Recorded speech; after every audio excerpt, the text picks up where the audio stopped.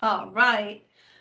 Hi, everybody. Welcome to the February Occupational Therapy Board meeting, February 15th, 2022. It's been a minute since we've seen each other.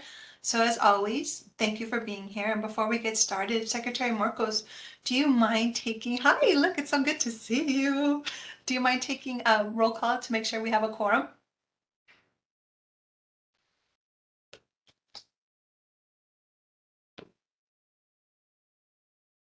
Oh, you know what? We can't hear you. I see your lips moving, but I don't hear any sound. Oh, I'm sorry. I said Richard Bookwalter. I'm sorry. I don't know why it didn't come through. I'm here. Oh, great. Lynn Adele.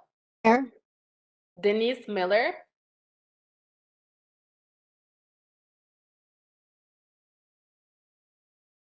Denise, we can't hear you. Sorry about that. I'm here. Thank you. Awesome. Sharon Pavlovich. Here? And Beata Morcos here. Perfect. We have a quorum. Thank you so much, Secretary Marcos. And perfect. You'll remember, just like last time, to put your video on anytime we want to have a chat so we know you are contributing to the conversation. So we'll continue with that. Thank you so much, everybody. President's remarks, I want to take this time to say a couple of just acknowledgements for, I know February 1st was just a celebration of the Lunar New Year, Chinese New Year. Year of the Tiger, and so my sister-in-law is Chinese and my nephews are half and half, so I have their beautiful little red envelopes to get the wish them some prosperous new year. And so for those of you celebrating, I understand it's still customary to celebrate for 2 weeks, which will be today. So happy Lunar New Year to everybody who celebrates. Also, it's Black History Month. Want to take advantage of all the opportunities that are present from our associations, AOTA and OTAC. And just a little plug, right before I got on, I got this PDU availability from OTAC that's happening tomorrow. I don't know if you've seen it in your email, but it says Occupational Therapy and Black Women's Hair, an educational course. It's tomorrow from 6 to 7:30 from OTAC, and you can earn 1.5 PDUs.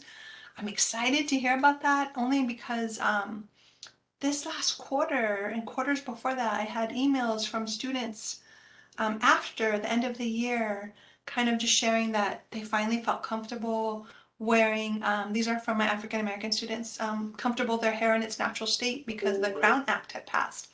And I was very ashamed that I didn't even know that that was a concern among my students. And so I think the education series that OTAC is sponsoring tomorrow is going to be wonderful. And all the resources that are available from both sides, AOT and OTAC, are also, OTAC just is sending a request for papers and presentations for October. And AOT's conference, I think early registration ended yesterday, if I'm correct, to attend conference either in person or virtual. They made 2 options. And that is March 31st to April 2nd, I believe. So just kind of wanted to plug in our associations, and we all support one another, and excited that those opportunities are here. So share that with you, and I want to open it up to see if there are any board member comments or remarks that they wanted to share.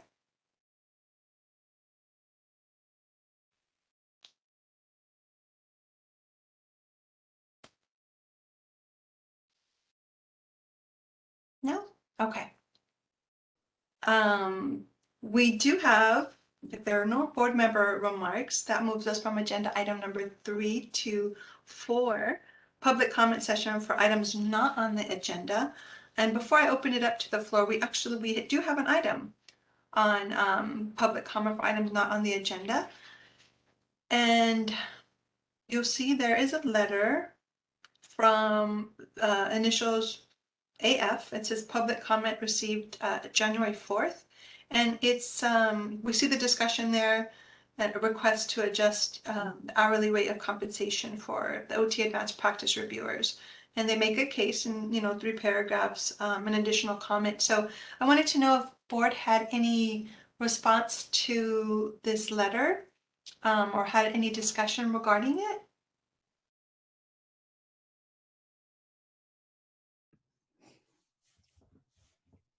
Hi, Denise. Hi, how are you? Good. How are you doing? Good. I make a motion that we put this public comment on the agenda for a future item. Okay. So there is a motion. Any other board discussion?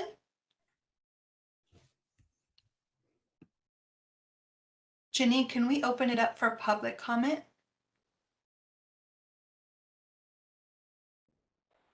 Will somebody have to second first? Yes, Beata. Second. Okay, so motion is present and second.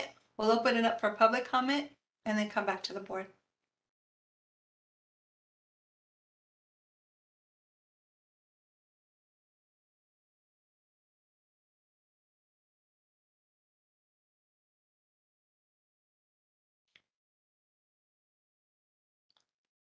Just checking, Janine, will you be letting us know, or do you want me just to explain the directions, or will you be commenting to them?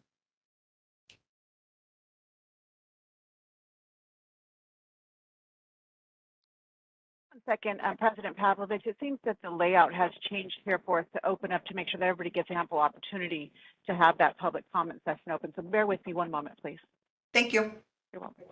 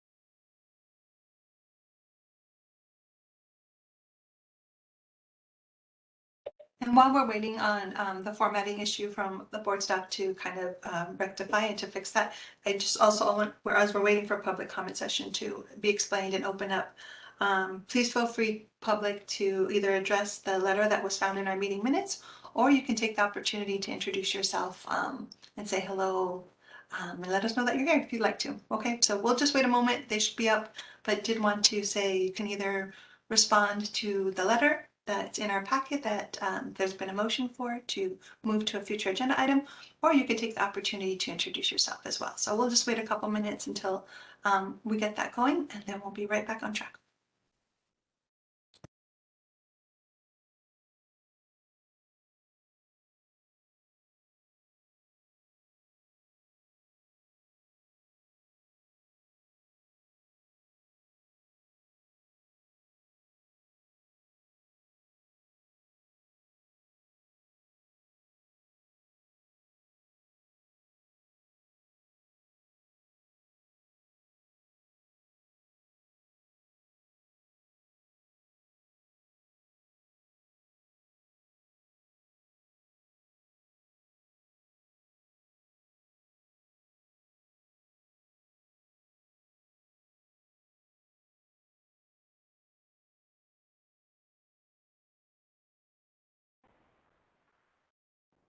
President Pavlovich?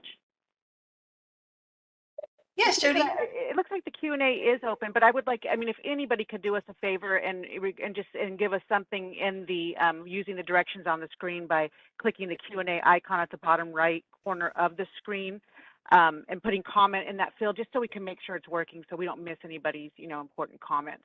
I would be grateful to anybody in the attendees who would love to test that for us. Okay, yeah, that'd be, Okay. anybody, we have 9 attendees. Anybody want to kind of just let us know if that's working? That would really be good feedback for us. So please help.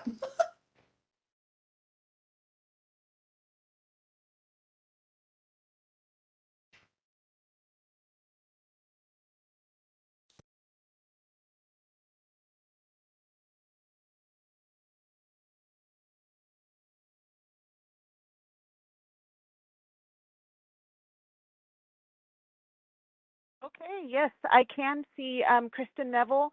Thank you so much for doing that, Kristen. She just wanted to introduce herself. So yes, the Q&A is open, Sharon, so we're okay as far as allowing people to have the opportunity to speak. Wonderful. Thank you, Kristen. And Jody, just so you know, I can't see the Q&A. I don't know if any of the board members can. This is legal. I can't see it either. Yeah, I don't see it from a board perspective, so I'm gonna, if we're going in blind, we'll probably have to rely on you, just to kind of, normally I can, and it populates, but for some reason, if it's not populating for Helen or me, I'm assuming it doesn't populate for the rest of the board. So Okay. I can see it. you Oh, can you see can it? see it, Lena. Yeah. You click the little You Q&A all- button. Yeah, if you click on the Q&A Yeah, I just button, saw I it. did see Kristen Neville's thing. So yeah, it's kind of hidden in the 3 dots. And Gigi. Yes, I see Gigi too. Yeah, at the bottom left, there's like a little Q&A or 3 dots, and if you select that, bottom right, underneath all the participants. Perfect. Yeah, they changed it around, but I can see it. You have to find it. Oh, there it is. Thank you. Got They it. did switch it around. I was looking at the 3 dots underneath this whole video series by the red X. This is under chat and it's moved. Okay. And so we do have some public comment. We have an introduction. Kristen was introduced herself. Gigi Smith, nice to have you. Vice President OTAC, Rachel Hutchinson. Yes, it works. Thank you so much. So I don't see, Janine, any request to comment to the motion or the document that was in hand, correct? Correct. Okay. And we have introductions. Thank you for everybody that's attending today. We really appreciate your presence here, whether you introduce yourself or not. Just glad that you're here and present. Thank you so much. Okay, so if there is no public comment, Janine, if we could just keep that open while we take while we take the vote for the motion that's on the floor to see if anybody has, any other thing that they want to say after the vote's taken. So, Yato, do you mind calling the vote on the motion before it, which is to put this public item on an agenda, a future agenda item? Richard Bookwalter, Yes. Lena Doe, Yes. Denise Miller, Yes. Sharon Pavlovich, Yes. and Beata Marcos. Yes. Okay, motion so carries. I'll check the Q&A, but Janine, I don't see anything new. Do you? No, I do not. Okay, great. We will close that public comment. Thank you so much. Okay, moving on to agenda item 5, discussion of on the board's fund condition and possible increase of license renewal fees and other miscellaneous fees to maintain fiscal solvency. So there's lots of projections, revenue expenditures, different iterations of sheets that we're going to see here. And I'm wondering, Heather Martin, do you mind just kind of giving us a little background and so we can start our discussion?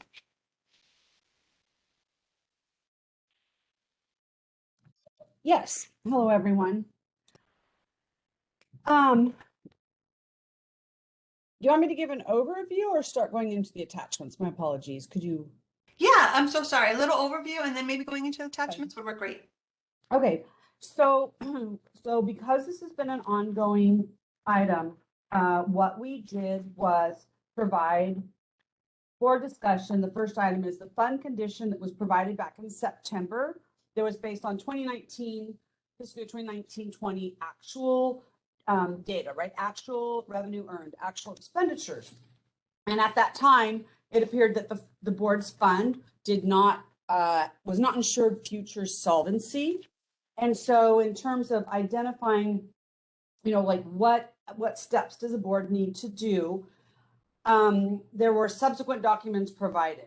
So in the materials, we have what is called Fiscal Month 13, which although there's 12 months in a year, but as a reminder, when the fiscal year closes June 30th, that any additional revenue that needs to be applied elsewhere, any expenditures that come in, this is all accounted for. And so they run that actually in August or September, and it's called Fiscal Month 13. So it's basically anything that posts after June 30th, but should still be in that fiscal year. And so what we provided are the Fiscal Month 13 revenue and expenditure. So actual money earned, actual, expenditures. Well, because this information is coming so late into the fiscal year, right? We're in the 7th month of this year. The next couple documents are the fiscal month 5 actual revenue earned and actual expenditures. And so what they did for the following that document is there is an expenditure projections document that takes a look at all of where those items, where we're at and what we can project to spend by the end of the fiscal year. Then there's a fund condition taking into those numbers again based on fiscal month 5 revenue and expenditures, but then making a fund condition with projections through the year end. Lastly, because we were unable to identify a specific fee that was necessary to ensure solvency, there were a number of scenarios that were developed by the budget office. I'll go into more details with those later. Also took a look at the pocket licenses. One of the things we want to talk to you about is not sending these out any longer, which would be a savings, right? So part of the fiscal solvency doesn't just identify additional revenue sources, but also expenditure savings. And so, for example, if we quit doing that, we have a savings, but then if we turn around and we charge, because some people still want that little plastic card for their license rather than a screen print from online. There's a document in here that shows what the revenue stream would be. Followed by that are the current fees for 5 other healthcare boards. And then lastly, because so many of the boards charge the same fees, we took a look at some of our current fees, what the new future revenue estimate would be if those fees were raised, as well as recommending maybe establishing a couple of fees. And so that is the information that's been provided. Thank you.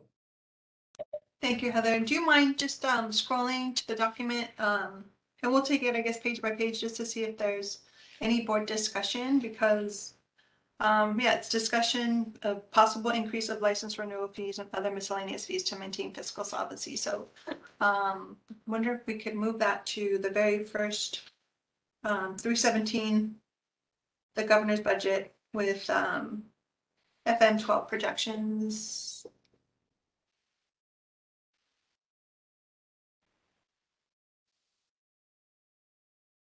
I'm sorry, just to clarify, you want the fiscal month 13 for last year or the fiscal month 5 for the current fiscal year?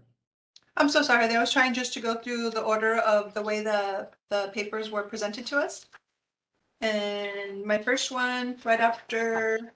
There you go. Thank you. Yeah. Okay, so let's see. So again, this was the one.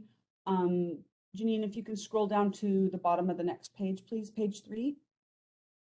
This is the one where if you look at the actual, so again, the first column, actual, means this is actual things that happened in 1920. 2021 is because when it was prepared, we did not have the actual data for that fiscal year.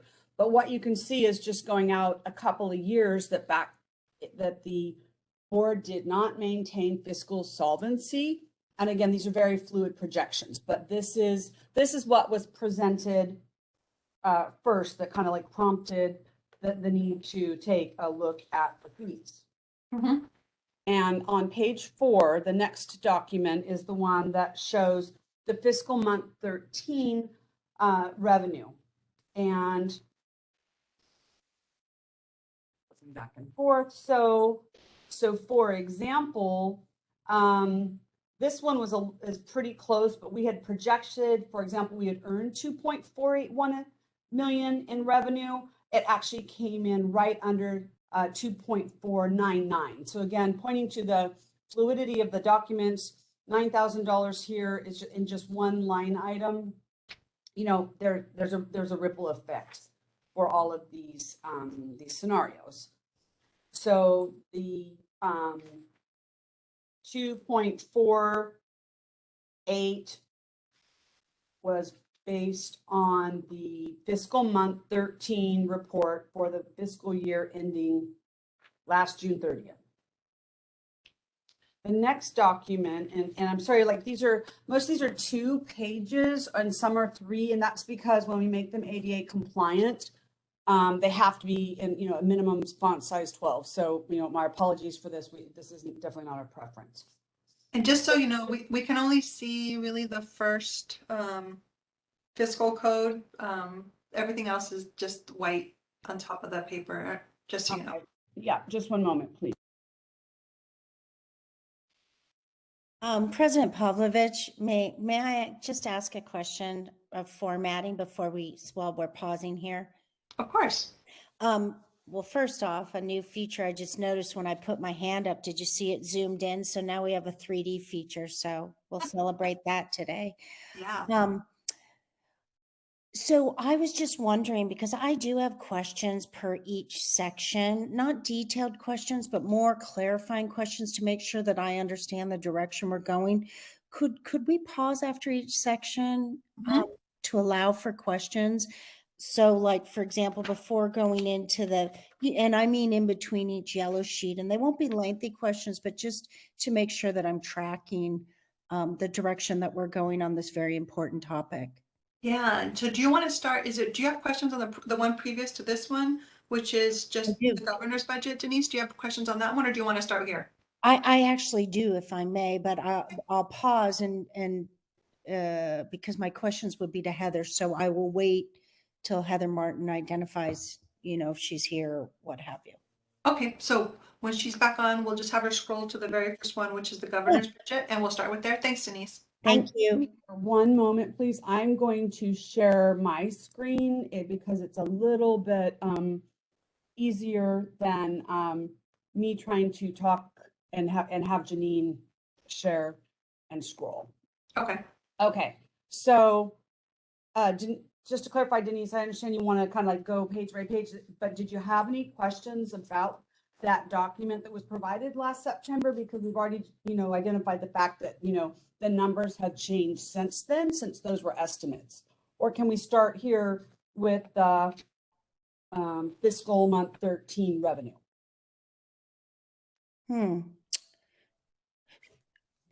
Heather, can you go back to the first page? Is that the page you're referring to that those number?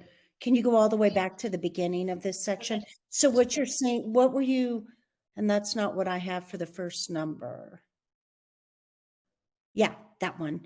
Are you saying these numbers are not relevant to just go on? Is that what you're saying? If I have questions? I am saying that. Yes. Okay, go on. Okay. So again, the fund conditions are fluid based on the revenue earned as well as the expenditures here.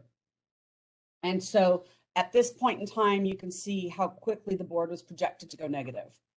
Okay. The next fund condition doesn't come for a minute. So what we can show though is, for example, we had estimated that the board in fiscal year 2021 would earn 2.48.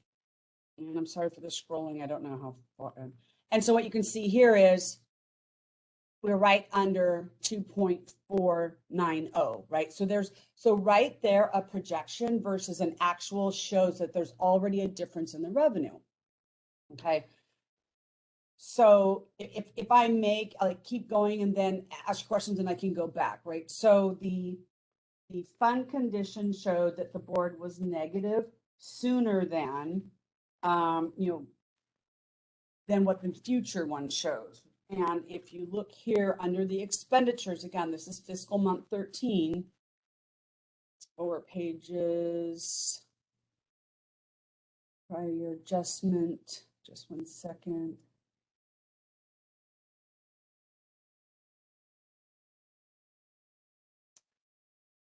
And so the expenditures came in at 2.639.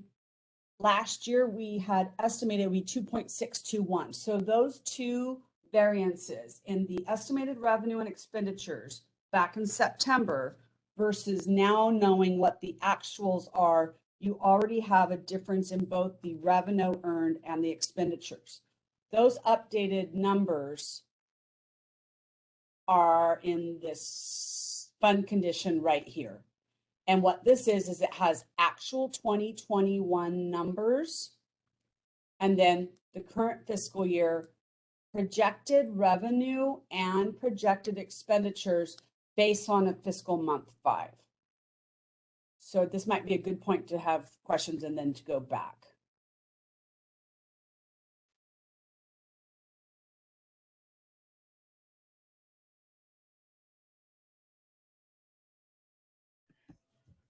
I have a question if you're opening it up to board members, or I can wait for others who want to ask. So I'm going to put my hand down, Sharon, but as long as you know that likely at each section, if we could just pause like this, it'd be great. So just to make sure I understand, back to the revenue report where it talks about the delinquent fees. If you can go back, Heather. And just to clarify, are you talking about fiscal month 5 or the fiscal month 13 actual for last year ending in June 30? 13. We've already stated that first one was unnecessary, right? Yeah. So So no here's need the to go fiscal back. month 13 showing year-end revenue earned. The entire amount of revenue earned is in this column I've highlighted here. And I'm sorry, I can't see what you're seeing, so hopefully. So mine says it says 13 revenue reports, fiscal year 2020, 2021. It's revenue, delinquent fees. Okay, so that's at the beginning of this report. One moment, please. Okay, right here. Is this what this? Yes. Okay. So going over to the third column, year to date.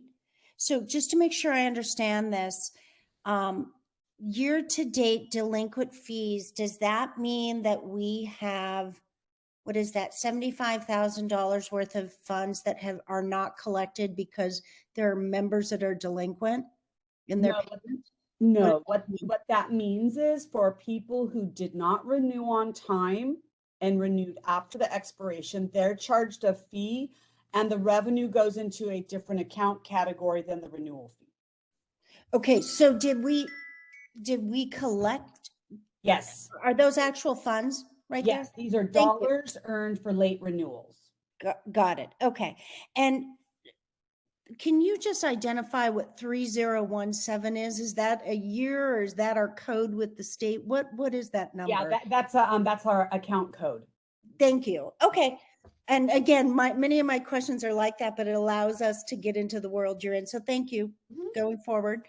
The next, no, I don't have any further questions about this section. And you've removed the first section, so we're good here for me. Did anyone else have any other questions before I talk about the projections that are made based on the fiscal month 5 data? Heather, I don't see anybody's video showing up yet. I mean, or hand. So I think please. Yeah, when you guys will have to cue me, because with me sharing my screen, I don't have the same display as if I was just observing the meeting. Great. So no, please continue. I don't see anybody wanting to pop in. Let me just go here. So we have fiscal month 13. And so what we have here, again, are actual dollars earned for the varying account code categories. And so what they did, again, taking the first 5 months of the fiscal year, project what we will end through year end. And as of right now, it's estimated at 3057. But to the point that earlier I showed you that the revenue and expenditures, one varied by almost 10,000, the other one varied by over 20,000 when accounting for what was estimated and then what was actual. Okay. So you have right here again, fiscal month 5, actual monies earned, and then a projection of what would be earned through June 30th. Okay, any questions? Because then the very next one, And Heather, you do have, Denise is popping on. She has some questions. okay, thank you. Denise, I think you're muted. We haven't heard anything yet. Sorry about that. If you could go back to the fiscal month 5, Heather, the first page that you brought up, and go down to the bottom under other revenue. Can you just tell us what miscellaneous service to public general is? What is that fee? It's under other revenue. Just, Right. just one moment, please. Thank you.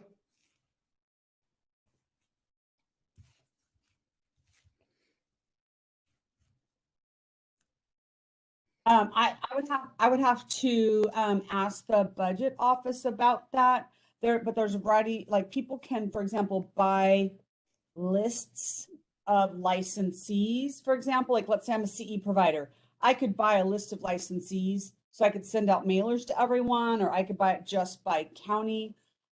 This is actually a catch-all for several things, and I don't know, other than the purchasing of the contact information for licensees. I honestly, I don't know the remainder of those, but I will be prepared to explain that, what that account category includes at the next meeting. Thank you very much.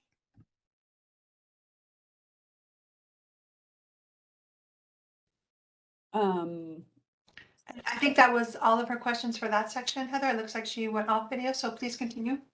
Okay, so here what we have, this expenditure projection report, again, is, well, it's a whole lot of information. And again, given the fluidity of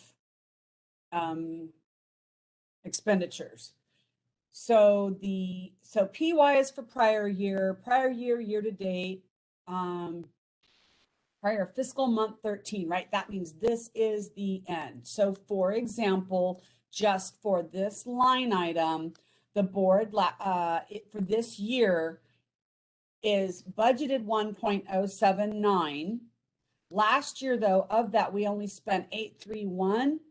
And this year, the projection based on staff salaries and the vacancies, and when we project staff are hired, we have a projection of 893. So again, for the fund condition, which is further on, taking a look at what the budget is and the year-end projection. Obviously, anytime we underspend the budget, there's additional money in the fund. And so just a little bit more. And then what this year-to-date projection is based on the fiscal month 5. They've done 2 things right here. And you can see how the numbers are different. Oops, sorry, my text went away. The prior year ratio means the percentage of what we've spent year-to-date and estimating what we think we will spend. A straight line ratio means the fiscal month 5 totals divided by 5 times 12. And so what they've done is calculate, and you can see there's variance here, right? A couple of different ways. And so when you get to the bottom line of this document, again, an estimate document, this number 2.849 was used in the fund conditions, but the budget office recognizes we could spend as little as 2.8 or as much as 3.1. And again, these are all estimates. Expenditures year to date are not necessarily an indicator of, future expenditures, but it's still a planning tool. Does anyone have any questions? Yes, Denise's video is up, Heather, so I believe she has some questions. Going back, thank you. Going back to the first page of this document, Heather, under fiscal month 5, right down to per diem, overtime, and lump sum. Can you identify, I have the impression that the first line that was identified, the 20,000, was for travel. Am I right on that? Board travel? That, and then if you could identify what OT earned other than to temp help is, and then lump sum payout. Because it's 000 and then year to date, we have an 8,000.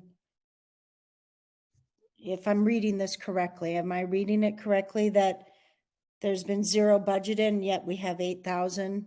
So this bolded line item, this Mhm. is the budget, and it's $20,000 for these things.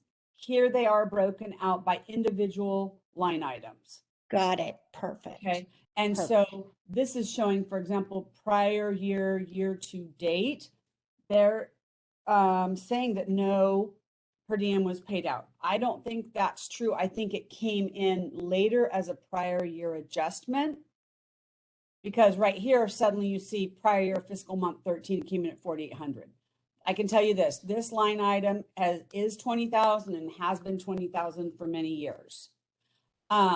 Overtime earned. So if there is overtime, and then we also have several positions that are filled full time, but when there were salary savings required in fiscal year 2013, and we had no vacancies, we had to actually take a portion of a permanent position and reduce it to a fractional time base. And so, for example, if you have a staff person who's a 1.0, but we have a 0.8 authority, they fund us at that, but that's still a 0.2, and that comes out of our temp help line item. So this one we might underspend in one category, but can overspend in another category. Got it. Thank you for that explanation.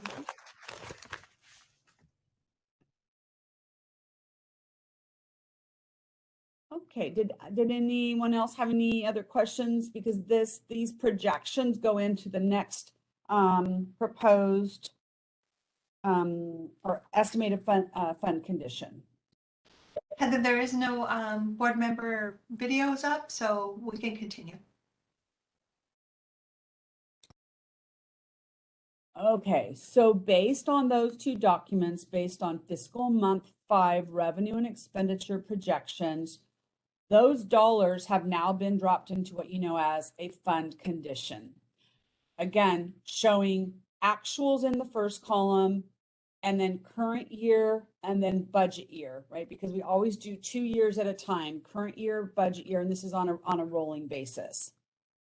So what we have here is a starting bank account balance. I mean, I'm not sure. Do you want me to give I'm not sure. I can't see who the participants are, so I don't know how, do the fundamental or just high level? Like you let me know.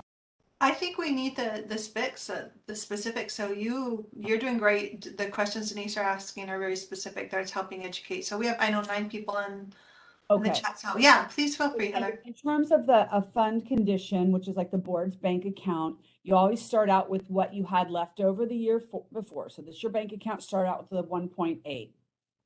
This is the revenue we actually earned. Right here is 2.491. But what I can tell you is, so you take your starting point, your new revenue equals the total resources. You subtract your expenditures, and again, it leaves you an amount here that gets carried over and starts the next fiscal year. Now, this is the current year that we're in, and right here, this 51,000, this is additional revenue. It shows right here, prior year adjustment above for our revenue refund. You may recall that when the office was planning to move for 3 years in a row, we took unspent money and put it into an architectural reserve fund account overseen by the Department of General Services so that we could pull money from that account for when the office moved. We did not spend all that money, so the money comes back to us. So again, we started out with this 1534. We got back 51,000 of unspent money, making our adjusted beginning balance this amount. You have here the annual revenue based on the fiscal month 5 projections, as well as the estimated, oops, sorry, I guess I can't do vertical. Right here, the current year expenditure projections. And you can see here suddenly these numbers are not as negative as they were in September based on fiscal month 12 projections from the last fiscal, for fiscal year 1920. So you fast forward and you have the actuals for 2021 and new fiscal month 5s, and here you have suddenly it's not as bleak. Does that make sense to folks? It does for me, Heather, and I haven't seen any videos coming up yet, but I'll keep you posted. So again, I mean, in terms of fiscal solvency, and my apologies, but these all should have been changed by 1, 20, 23, 20, 24, 25, 25, 26. Obviously, you can see fiscal year 25, 26 is just a short time away, and the board can never go negative. And what you can also see is right here, for example, 3.6 million compared to earning 3.1 million, like we're still operating at a $500,000 deficit in terms of the board is self-funding, should be revenue neutral, including having your expenditures and your earned revenue being very nearly on par. And when they're not, you pull out of your reserves, therefore shrinking what's available, which affects the months in reserve, meaning months of operating expenses in reserve. And this is, I'm sorry, my little black screen keeps getting in the way, which is why these numbers change. Any board comment? I don't see any as of yet. Heather, please continue. Okay. So because it was determined that the board is the revenue earned is insufficient to support the ongoing expenditures, despite a demonstrated reversion of $99,000 to $340,000 a year, meaning underspending what the legislature has budgeted. Despite this ongoing underfunding, you still have a situation where in a particular fiscal year, your 3.5 estimated expenditure still exceeds the 3.1 revenue earned. So what we did was work with the budget office and said, let us see some examples. What would be, again, I'm sorry for the 2-page thing. I really like the 1 page better, but if, for example, and this is what explains those fee increases, and then there's also a description here. If, for example, fees were raised, and obviously the renewal is the highest revenue category, but raising the fees from 270 to 350 for OTs and 210 to 270 for the OTAs, here is the impact to the ongoing revenue. Because the delinquent fee is 1/2 of the renewal fee, and if you raise the renewal fee, there's a corresponding increase you have here. So the 47 remains constant based on the prior year, but using the same numbers, that fee, the renewal fee increase attributing to a higher delinquent fee increase would mean this an additional 14,000 in revenue. The renewal fee is also what the initial license fee is based on. So here you have individuals have an initial license fee that is prorated based on the month they are licensed and the applicant's birth month, with a range of a minimum of 7 months or as many as 30 months of licensure. If the fees were raised, the renewal fee raised, which drives the initial license fee, you can see right here, you're looking at an additional 95,000 in initial license fees as well. So when you take what is projected to be earned plus the highlighted yellow, meaning additional projected revenue, you can see that the corresponding impact to the resources, and then going down here, that impacts the months, the board's operating months of reserve. Do you have any questions? Yes, Denise has a question. She just popped up. Heather, on the items that you did, this looks great, by the way. Thank you for doing your due diligence on this and board staff. Can you just go back up to where you have the highlighted, I think, yeah. what are other regulatory fees? What are the items that are not highlighted, those two? What are So those? Thanks. the other regulatory fees is initial license. Hold on, I have to go back to another document. Sorry.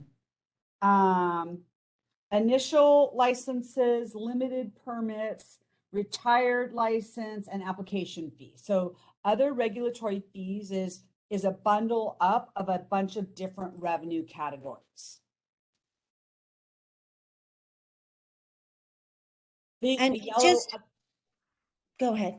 I was going to say, so this is the unhighlighted one immediately up above. This is a bundled up fee category. These estimates below in yellow are only the estimated fee increases based on the initial license fee. So it's a portion, it does not affect the whole, unlike the renewals, which affects the whole account category, this one does not. It's just the increase for initial licenses. Right. And if I may, Heather, just comment on this and have you speak back. Up to the top with the delinquent fees where it has the fee of 41. This is just a minor, I see where you have 41 and you project up to 47, or the projections go up to 47. Since we know anytime we as a board have to take this very serious issue of raising fees, and we know that that's based on the costs, and many of our costs are absorbed by a lot of the disciplinary actions that we have to take, just questioning why not make this a flat out 50? I mean, why not upspend the people who are not abiding by their license to secure better fund issues for people who are abiding? Do you see what I mean? I'm just wondering, just a minor point, like every opportunity where the people who aren't doing what they're supposed to do and could spend more is one tactic that we might consider. So when you say 50, and you're talking about estimating 50,000 in revenue? So the delinquent fee, or yeah, in the delinquent fees, why not, when we look, okay, I see that you're on revenues. I must be getting ahead of myself, because what I really want to talk about is when we charge for this delinquent fee, why not just charge more? Okay, so this 47,000 is a projection based on X number of OTs renewing delinquent at 135 fee and the OTAs. So those current fees of, I don't know how to get of the 135 and 105, the current delinquent fee is accounted for right here in this 47. Okay. The numbers in yellow are if we raise the fees and the same number of people renew delinquent, this would be the additional revenue for the same exact number of people renewing late. They're going to pay a higher fee. So that's why the 47 is shown flat based on this projection for next fiscal year. That remains flat. But what the highlighted is showing you is the difference between the OTs if the renewal fee is increased and the delinquent fee is 1/2 of the renewal fee. This is how much additional revenue the board would earn. Right. Okay. So just know that when we get to the different scenarios that you're going to go through, that might be a tactic we could consider.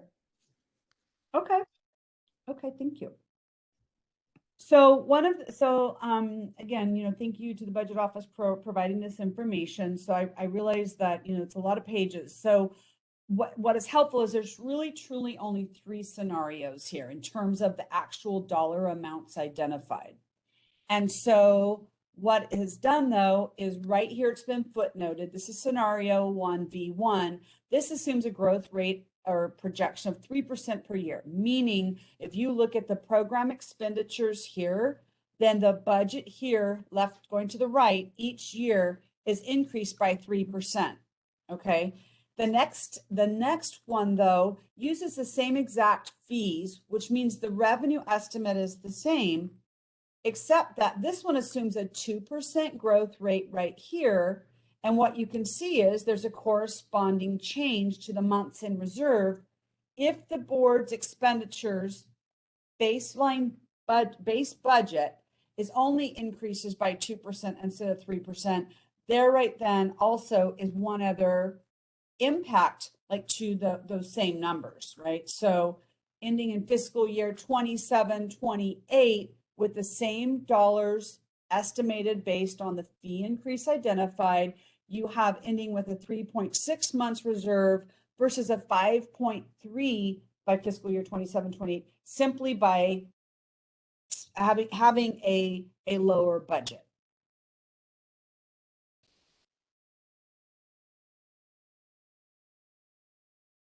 And so to the point that these are varying scenarios because we weren't sure what fee would be necessary to ensure long-term fiscal solvency. This next dollar amount here again has increases and it shows the difference, right? So, oops, hang on a second.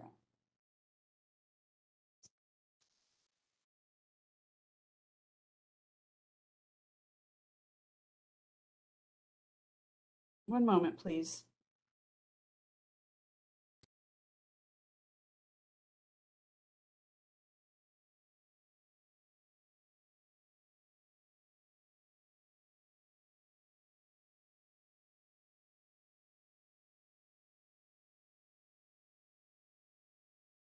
Okay, so in scenario 2, there is a fee difference, and so that's why the estimate is different. It looks like the footnote was not updated because this scenario is based on an increase from 270 to 350 and 210 to 270.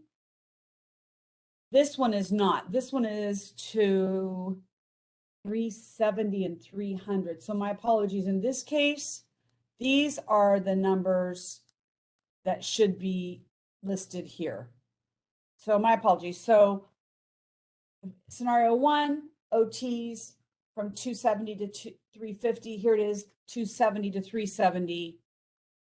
Scenario 1, increasing OTAs from 210 to 270. And this one goes instead from 210 to 300. So it looks like this was updated here. This was not updated here. But these numbers here, the 300 and 370, are why the highlighted numbers change regarding additional revenue, which again, more closely aligns the revenue and expenditures, and then has an additional impact to the operating months, operating expense months in reserve.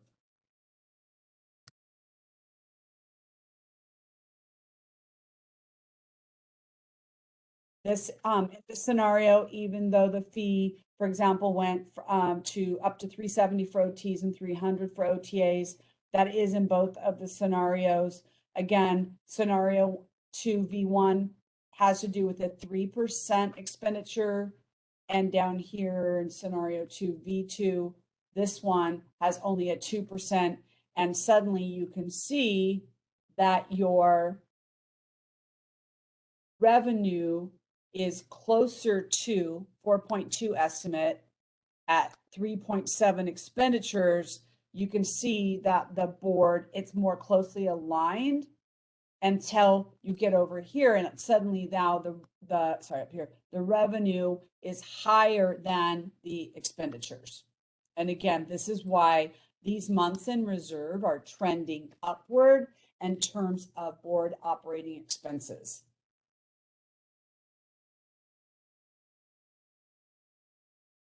So, and then lastly, although I think, let's see, this one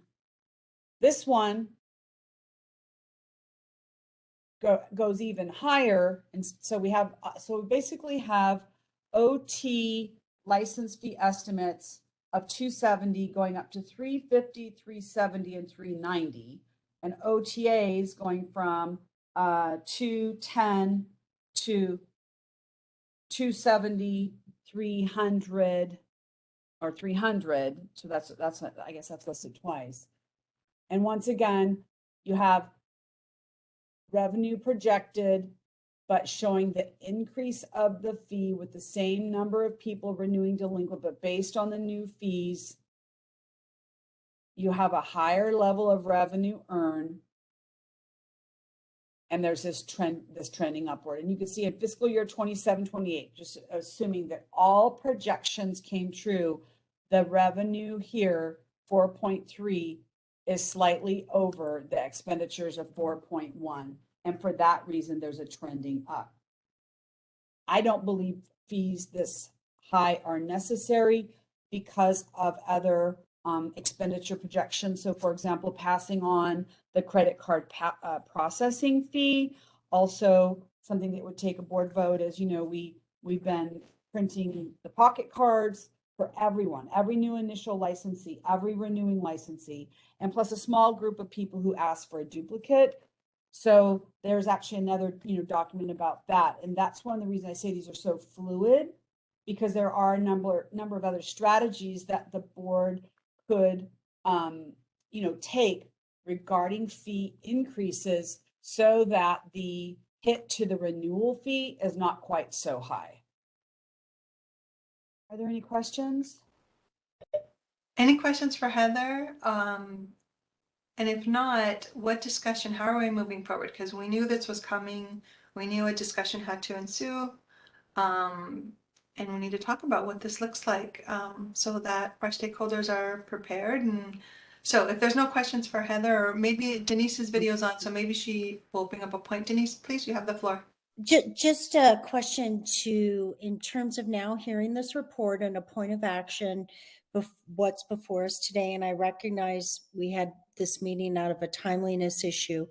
Is it imperative that the board come to a decision today on this, Heather, or will we have time to hear from our public? Of course, we'll hear from them today, but do we have the opportunity to just explore things like what the fund looks like if we only raise delinquent fees and all those other fees, but or do we have to vote today?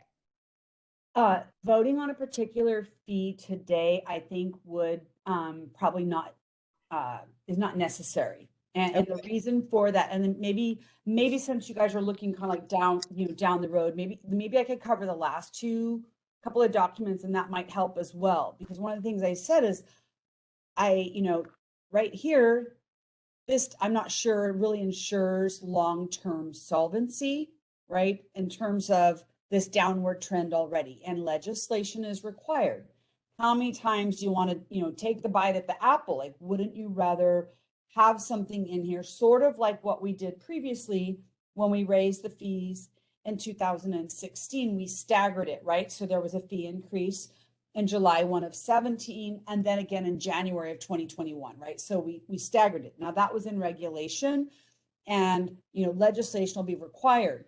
But another couple of examples. Oh, let me see. Sorry, here. Hold on. For example, right now we print those pocket cards, right? We take a little credit card plate and we print on it licenses. Again, for every new initial licensee, OTA, they get a pocket card. Every renewing licensee, they get a pocket card. So if the board stopped doing that, there's a savings there, time and material, right? The amount of time it takes staff, that's resources, there's $1 associated with it, as well as the supplies.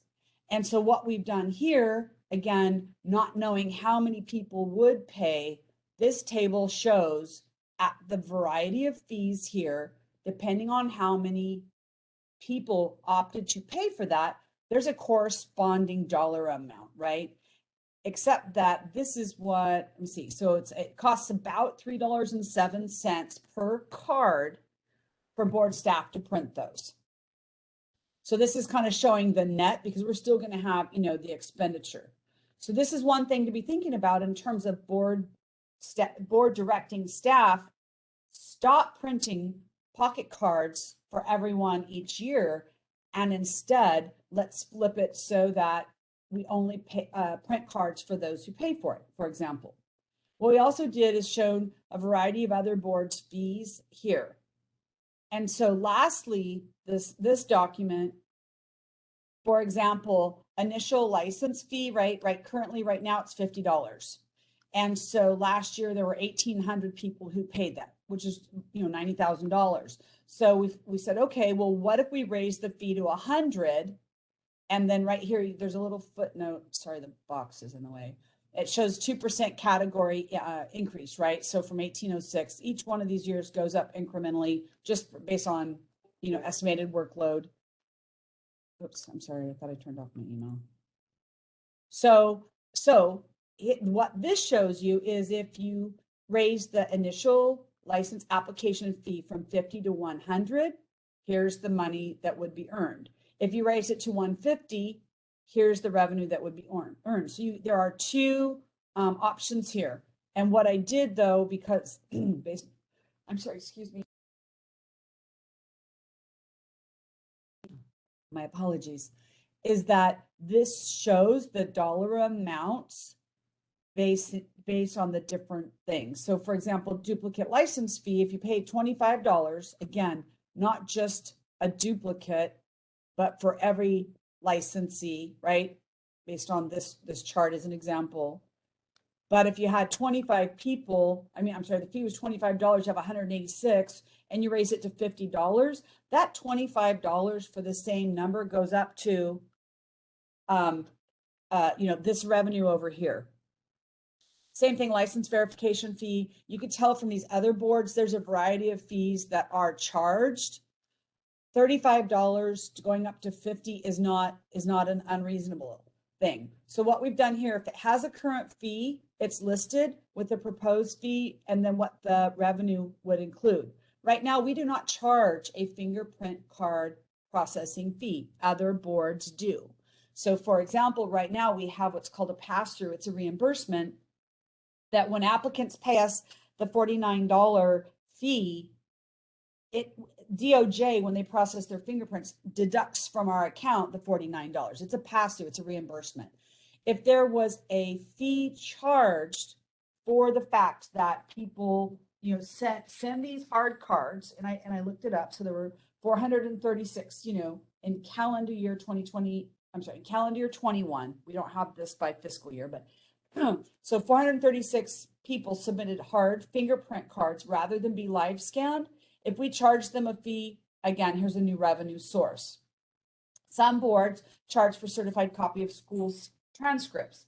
Well, why would they do this? So think about this. Sometimes, whether it's a budget issue because you're at a state school, whether maybe the school is closed for the month of August, whether there's a computer glitch, what have you, if somebody can't obtain their transcripts, and we already have them, and if, for example, a current California licensee, we have their transcript in their file, they want to go to Nevada, they contact one of the schools can't get them the transcripts for 6 weeks, but we could do it in 1 week, and the person goes, well, Nevada will accept this, and they'd rather pay us $35 to send Nevada a certified copy of that transcript so that they can get licensed and enter the workforce sooner. The last new proposal here is based on Board of Chiropractic Examiners, where they actually have a fee for any of the petitions for reinstatement, petitions for early termination, or petition for modification. The numbers are small. It's still, there's staff time spent for these. So the reason I think it's premature to focus on one of these particular fee increases is because if the board needs to decide, do we want to take a look at these other fees and then see a new fund condition to show what would this look like? Do you want to charge for the pocket cards? Do you want to raise the application fee? When you see that, some of these other, boards charge, $100 and $200, clearly we're not out of alignment by increasing a $50 application fee to $100 or $150, and all of these nickel and diming a little bit here and there for these various fees. This is what's going to help at the end determine what fees need to be raised for the renewal. And again, I say the renewal only because the initial license fee and the delinquent fee are both based on that renewal fee. So Heather, and just like to invite board discussion, but it's also an option, right? If we, because I know the board wants to do due diligence and really explore the options, and that's been voiced over and over again. And of course, I'll open it up to my peers, just in to maybe just offer a suggestion to is it a possibility to create like a budget review subcommittee? You know, 2 people from the board and 1 with you that works at identifying things that you just identified right now. Like, hey, what do we look at this cost and this cost, and really kind of get into the nitty gritty of it and then come back to the board. Is that an option as well? Yes. And that is a great idea, because I recognize most of these are estimates. Again, they're really for display purposes. And for example, if the board said, we would never want to raise the retired license fee, we're going to leave it where it is. Well, this is not, a viable revenue consideration, right? $35 for license verification. We think 50 is too low. We think it should be like this other board, and we should charge 75, for example. RNs charge 100, duplicate license, they charge 60. I mean, and that's one of the reasons we gave you, and this isn't even all the healthcare boards, this is just some of them. But here, the RN boards, they charge $100 to an RN who needs a verification to go to, another state. These are just additional suggestions, and you can see what the impact here would be. These, like saving the money from the credit cards, like the decision to no longer print pocket cards ongoing for every single renewing licensee and only do it for those that pay it. All of those have an impact. Oops, I'm sorry. Which here is going to impact your fund condition and your operating months in reserve. Okay, the subcommittee is a great idea. And thank you for including, I think it's behavioral sciences, chiropractic, and nursing. It's always good to have a comparison to see that too. So knowing that, colleagues, how do you want to move the conversation forward?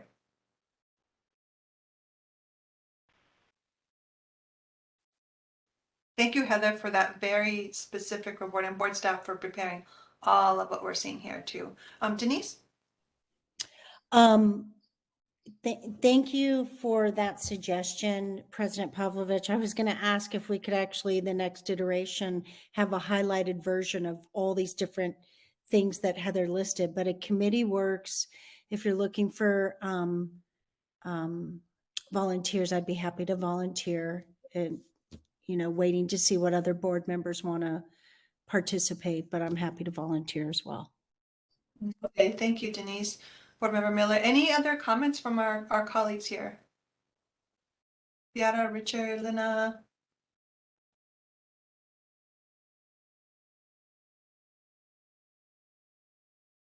Oh, there you go. My video wasn't working. I agree that we should have a committee, and I think explore the different options there are, because I think that raising fees doesn't necessarily meet the necessary has to happen. I think if we did charge for like fingerprinting and all the other things, even though it sounds like nickel and diming, it's on par with everyone else. And I think most licensees or people who are applying for their license expect those kind of fees and are probably more shocked that they're not being charged for it or getting reimbursed for it. So I think we should have a committee to compare and see what is on par, because we don't want to also make the other, license agencies look bad either and say, but they don't do it, and why are you guys charging it? So, I think it's time to look at it and say, this is what this board charges, maybe we should consider doing that. And I mean, I know I've done fingerprinting so many times and I've had to pay out of pocket. So as a licensee, if I was going to go into this, I wouldn't be shocked to have to pay for it, because it's just part of, being the professional that you need to be. So, I agree that we should have a committee, and definitely we should have someone who is a licensed practitioner, and maybe a non-practitioner on the committee, because the suggestion was 2 people, and then work with Heather on this and come back with a report to the board, and Okay. that way we have a more detailed place to start. Okay. Thank you, Board Member Doe. Sound thoughts and greatly heard. Thank you very much. So we heard from Lina and Denise, Janine or Beata. I don't want to leave you out, but I don't want to pester you either. So any comments before we open it up to see if the public wants to chime in?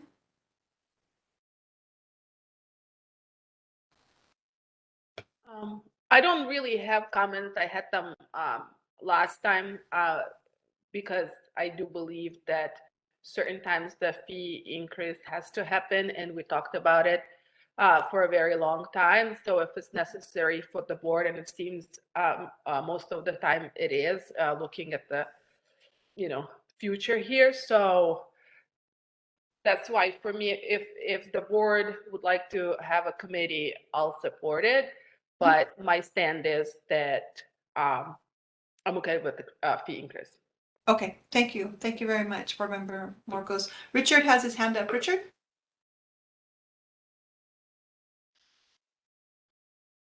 He's muted. Richard, you're muted. Sorry, so sorry. I speak in favor of a committee to go over all the different elements. Okay. Okay, thank you so much, Richard. Okay, does it seem, well, do we need a motion to have the subcommittee, Heather, just to clarify?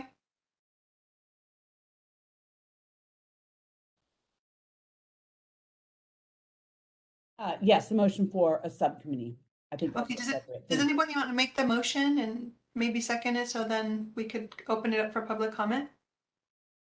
I move that we create a budget subcommittee to explore fees and licensees issues. Okay, Linda has a motion. I second. Denise seconds. Any board discussion?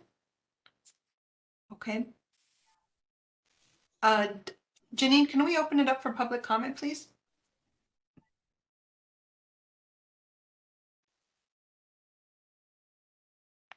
Okay, we are open for public comment. Click on the Q&A icon at the bottom right corner of the screen. In the ask field, please type the word comment and click send. And then we'll prompt you, and then we'll go ahead and unmute you, and you have to click the unmute button as well.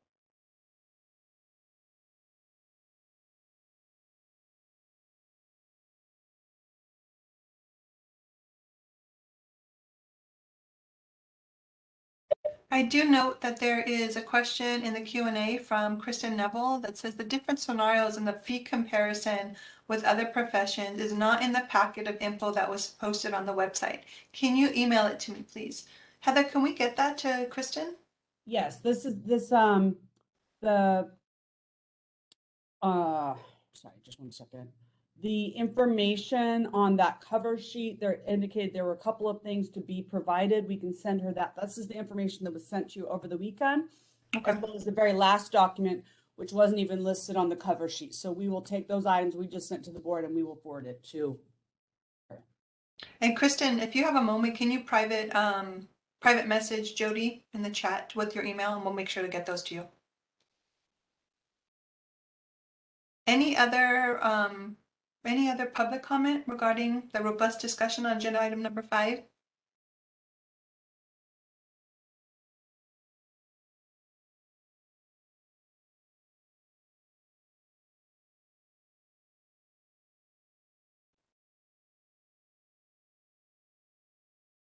Janine, I want to make sure I know sometimes there's a question. Do you see anything? I don't see anything for Q&A here on my end. Do you? No, I do not. Okay, so with that, we will go back to the board. We have a motion and a second to create a budget subcommittee consisting of 3 people total, 2 from the board and one working with Heather. So could we, Secretary Marcos, take a vote on that motion? Of course. Richard Bookwalter, Yes. Lena Doe, Aye. Denise Miller, Yes. Sharon Pavlovich, Yes. Beata Marcos, yes. Yes. I have one interested party, which is Denise. Is there anybody else that is interested in being on that subcommittee?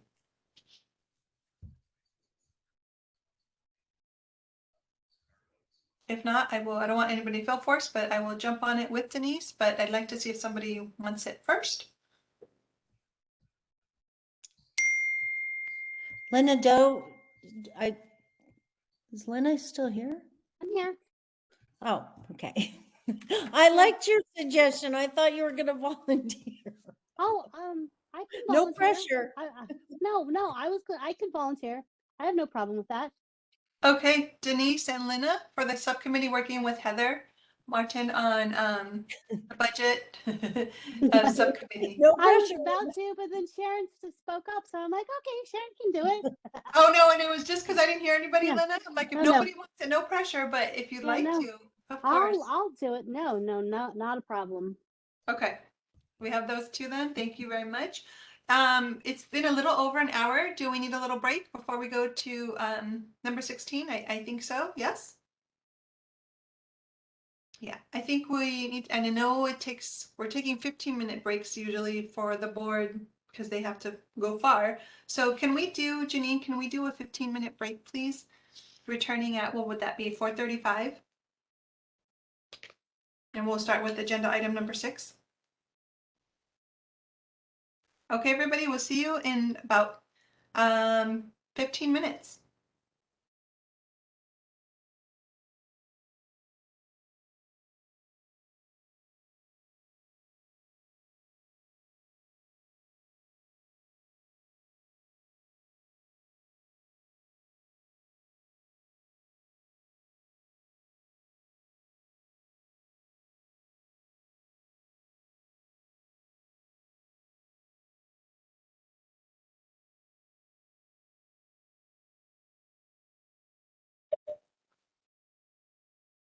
Thank you, Denise. Denise has her video on, so I know she's back. Beata's back.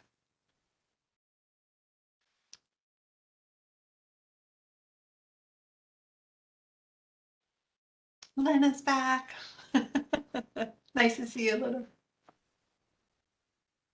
Okay. I'm hoping everybody's back. Richard, I hope you're back, yeah? If not, I'll have, we'll be able to tell right now when board member Morcos takes a quorum just to make sure we're all back and board staff is present.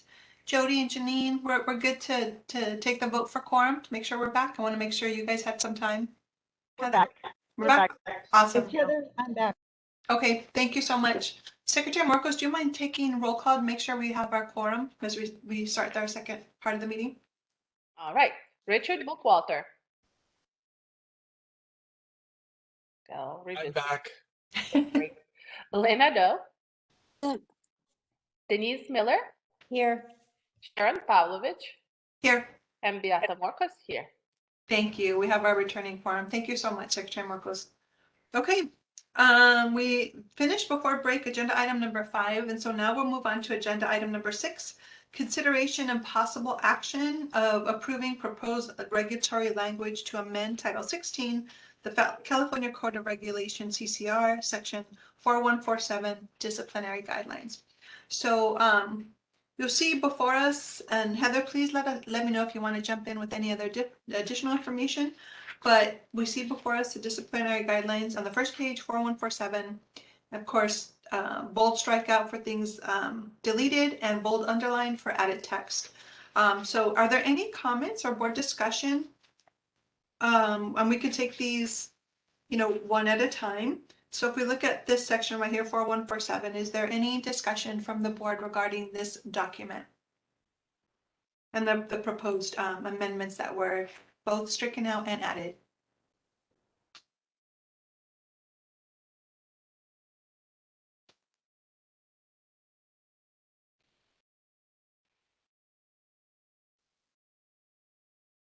Seems very self-explanatory to me. Lena, very self-explanatory. Richard? Yeah, I agree as well. Okay. Yeah, it seems pretty straightforward, doesn't it? Heather, would it help you if we took a motion on each one of these documents moving forward?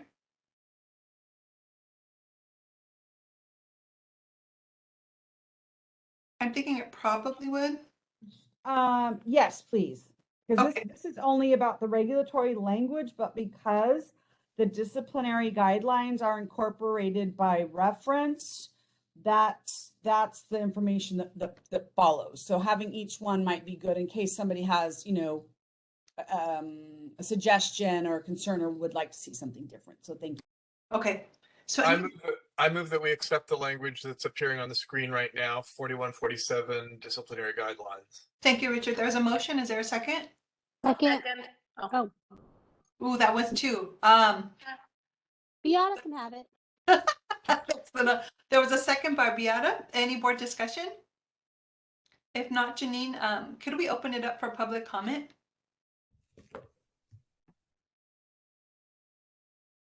Make a public comment, please follow these steps. Click Q&A icon at the bottom right corner of the screen, and in the ask field, type the word comment. When prompted, you would click the unmute me button. You can also use the raise hand feature icon next to your name, and we will pay attention for that as well. Jody, is that you or is that Janine? You guys sound, are you guys? It's Jody, sorry. Oh my God. I'm like, who's messing with me?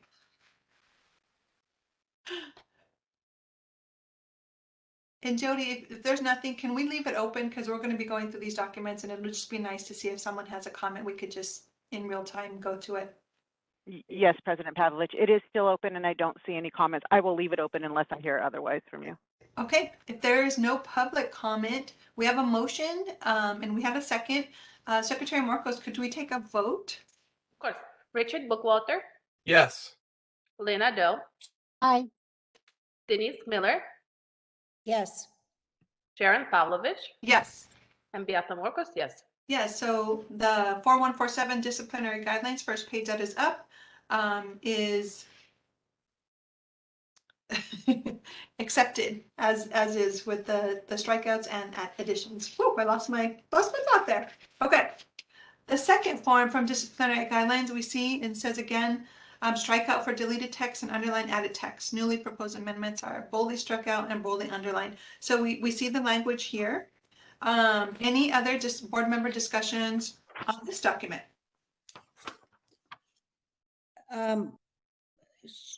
President Pavlovich, that wasn't the second document that I had, unless I had one that was general considerations was next from discipline.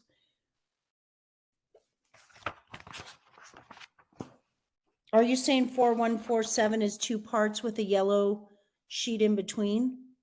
So This is Heather, pardon the interruption. One moment, please. I'd like to give Janine a chance to get there. Just one moment. okay. Sorry, Janine.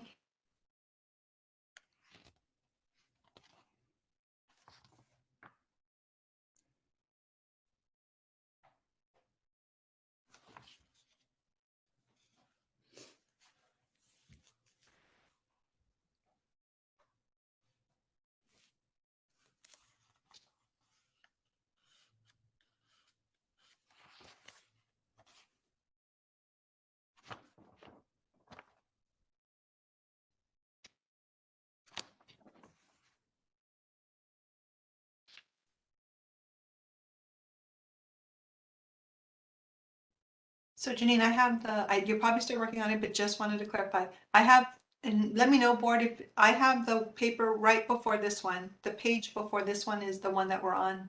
This one is third in my packet. Denise, do you have the same format? So in my packet is 4147 disciplinary guidelines. The next one says from disciplinary guidelines. Yes. The next item says probation terms and disciplinary guidelines. Yes, that's what I have too. So Okay, and so are you saying that because I have concerns about page 2. So did I just vote on page 2 thinking it was a separate item? no, we just went over 4147 disciplinary guidelines, that very first one that only had A and B. Okay, so it's okay. Sorry well, I don't know why I'm apologizing. It sounds like we have different orders. So, And this is, let's see. yeah, it sounds like. Okay, is this the same document? My document says from disciplinary guidelines. This one says 4147 disciplinary guidelines. I want to make sure this is the same. That's the first item. The second one is what you're talking about, from disciplinary guidelines. And the third one was probation terms and disciplinary guidelines. Right. So I'm It's just, like we skipped one. It's like we We skipped skipped one and they're out of order. But that's we could deal with the third one first and then the second one after, probably, or I don't know. Thanks, Richard. Yeah. Whatever you This wanna is do. Heather. One moment, please. The document was, that page is missing, and so I'd like to just pull it up on my screen real quick if you can wait just 1 second. okay, thank you. That explains it.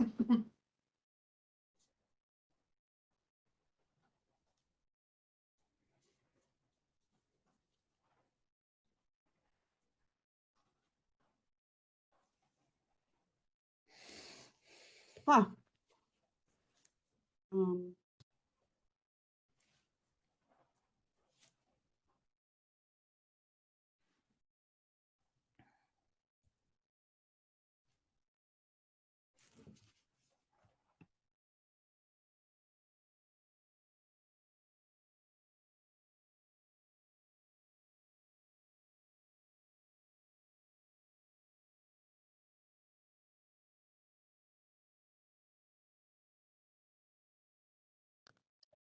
Um, this is Heather. My apologies, but the information, I'm not sure what happened. I don't see it in the G drive. I was just going to pull it up from our working document. So I don't know if Should we just do what Richard said and move on while you look? well, Should we but if I just- can't find it, I can't find it. I mean, that's the problem. Well, if it wasn't also if it wasn't posted on the website, can we discuss it? That bill never passed. So, but Well, that solves it. If we can't discuss it, then. Well, no, pardon me, that bill didn't pass requiring it to be provided. So tell you what, we will scan this and make it available if you want to go to the next ones, because I thought I could just pull it up and I'm unable to do so. Okay, so we're going to, just to clarify, we're going to put a hold on from disciplinary guidelines as we find that document. And we'll give Janine time then to go to our third document, which is entitled Probation Terms and Disciplinary Guidelines. There it is. Thank you, Janine. So we see here the proposed amendments again, struck out and underlined for added, struck out bold for what's deleted. So any board discussion regarding probation terms and disciplinary guidelines, this document that's before us here. And it's just so there's how many pages? I just want to make sure. There's 4 pages in all, back to back. I mean, 2 back to back, which is 4 pages total. Any discussion on this document?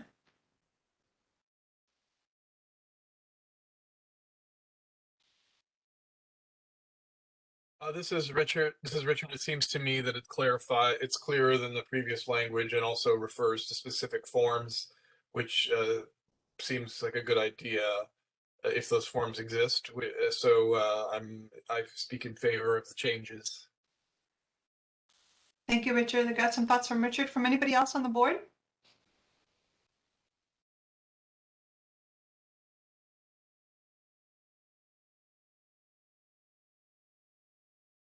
Nope, there's no other comments. And does anybody want to make a motion on this following document? I can make a motion. Thanks, Beata. Of course. I'll move that we accept the proposed amendments previously approved by the board and for probation terms and in disciplinary guidelines. There's a motion by Board Member Morcos. Any second? I second. Richard. Richard, thank you. We have a second. Any other board member discussion regarding this document before we open it up to public comment? Denise, I want to make sure your video is not for discussion. No? Thank you for, nope, it's for the vote. Okay, perfect. So I know, Jody, I think we kept the public comment open, correct? Yes. Okay, just want a reminder, see if there's any public comment for this particular document, probation terms and disciplinary guidelines, because it's before us. We have a motion and a second. Any public comment? If you have a public comment, you can type the word comment in the ask field or raise your hand and we will watch for you and let you know.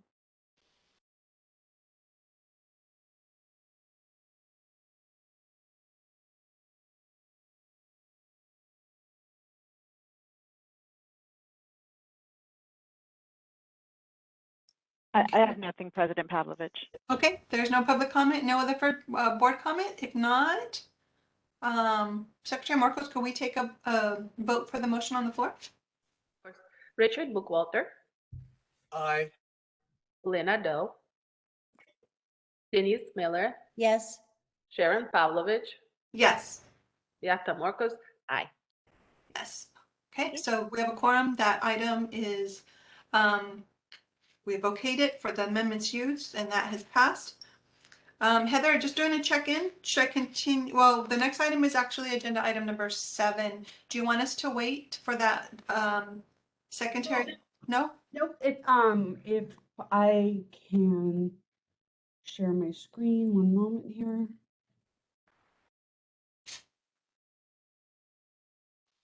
Okay, whoops.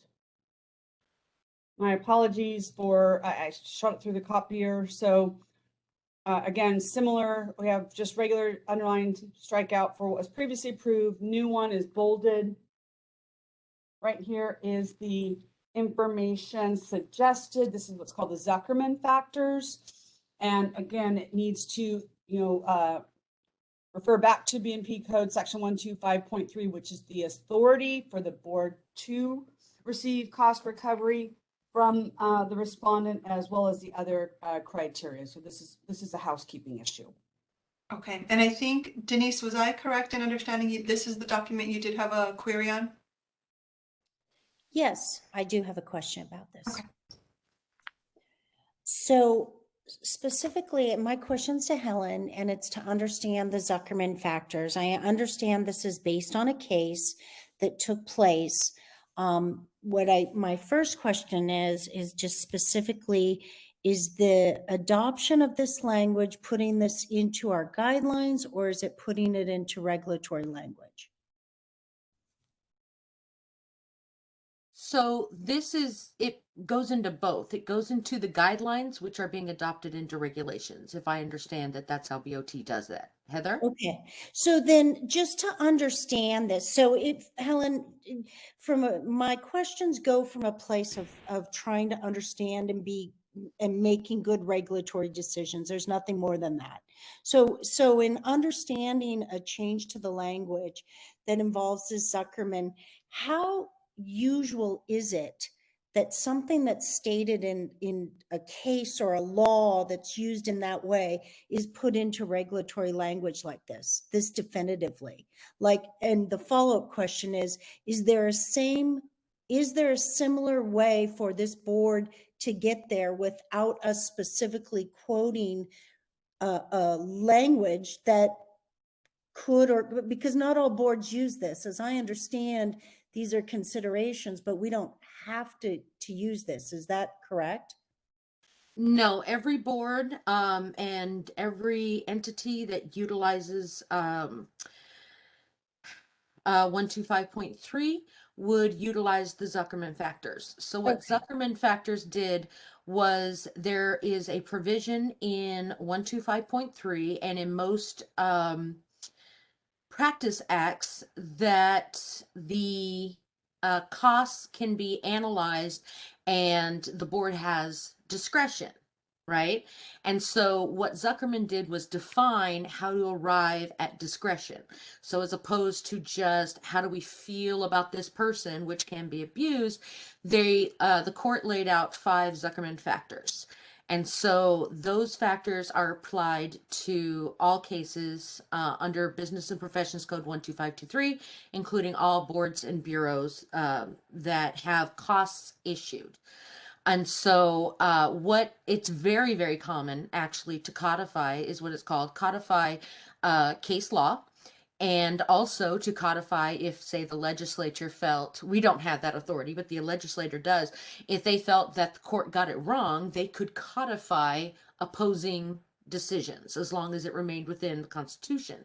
So it is also a basis for a Section 100 regulation change when there is a case law that comes out that alters regulations. And so therefore you can just make the regulations because you're working under the power and authority under the court ruling. So this has been around for quite some time.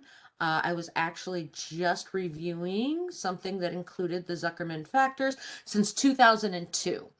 And Okay. so this is what Great. set forth some codification. It's not proper, but they'll say, review the Zuckerman factors. Well, there may be subsequent law, there may be something else, there may be a confusion in how one ALJ interprets the Zuckerman factors, just really quick, brief overview or the whole detail. And so what this does is it more clearly sets out the Zuckerman factors as the factors they are supposed to review. Also, in addition to them being required, it's certainly not a bad idea to codify that these are things that the ALJ and the board, if the board does a hearing, to look at in order to guide its discretion on costs. Okay, thank you for that explanation. That makes perfectly good sense. Also, I appreciate that you quoted the year of the law, because I think you've become familiar that you've really been the attorney that's brought this to us. So that's also part of the questioning. So thank you for going down that level of detail. For me, and I'm gonna just make this one statement, but it really is the will of the board. And in the interest of time, if no one else has an issue with it, we can certainly move on, President Pavlovich. But specifically to number 5, specifically to number 3, whether the licensee raised a colorable challenge or defense. So I think it's great that there's guidelines. I think it's helpful. Number 2 and number 3 to me say the exact same thing. It's just number 3 says it more subjectively. And my only reasoning for even questioning it is, with it being in the disciplinary guidelines, does it open us up for more challenge from people who are defending themselves to say, well, I did create a colorable challenge. So it's a little bit more subjective than I'd like it to be in wording. But again, if this is what's in law and this is what is used, and our attorney's here able to help us defend colorable challenge and the rest of the board's good with it, then those are my comments and I can move on. Helen, did you want to respond? Or are you I just, was I saw waiting your, to see if there was a question for legal. okay, I saw your video pop Well, up. So I think there was a question. It's specifically related to colorable challenge. How many times has that been questioned, that particular wording that you're aware of, by a defense person? So those get a little murky, but also one of the things with guidance is it can't be super specific, and therefore kind of kick out things that are unheard of. So for example, a colorable challenge might be something that wasn't expected. So I violated this law, but here's my proof that I had just broken my legs, and so this is why I didn't get on my hands and knees to look under the car. Or like, okay, well, that kind of gives a good reason. Does it, is it good enough? Is it something that we can at least explain? Now, obviously, costs versus discipline aren't going to be the same, but even if they're disciplined to whatever extent, do they need to pay for the cost if they have a colorable challenge or defense? If they actually had a legitimate defense. We had a case where the bureau, or yeah, it was the bureau at the time, it was automotive repair, had done all this research and had all this this background, but he was actually able to demonstrate with an expert that it wasn't it didn't have to be the way the bar had explained it. It could be this way, and this is the way he had done it, and this is in compliance. So that would have been a proper defense. Good faith belief in the merits. We have situations where people will say, well, I forgot, and, it happens, and, it's reasonable. Well, is that a good faith? Like, you really should know whether or not you're licensed before you conduct licensed activities. Maybe it is a good faith. I had amnesia for a little while and I didn't remember that I was licensed. But if you have a good faith belief in the merits that aren't codified otherwise, then that could be, yes, I realize I did wrong, as opposed to the colorable challenge or defense where I didn't do wrong. But I know I did wrong, but I have good faith that I had reasons to bring forth this defense, as opposed to wasting the court's time to come and bring it. It gets a little fuzzy, I will grant you that, but it kind of goes along with allowing the board or the bureau to have as much discretion as possible without it just being, I don't know, let's just flip a coin. And so if the board is discussing and they feel like, well, they believed that, hey, you know, I forgot, I didn't know I was licensed, and they, you know, they should have known, but it was a weird year, it was COVID, okay. Or, you know, we legit had a challenge, you know, this is why I'm right. But other than that, I will grant you it's vague. These are the terms that were provided by the court in the Zuckerman factors. Thank you so much for that, Helen. One last comment around that. We do have the ability to put, then we do have the ability, without spelling out the 5 Zuckerman, we do have an analysis of costs as that statement.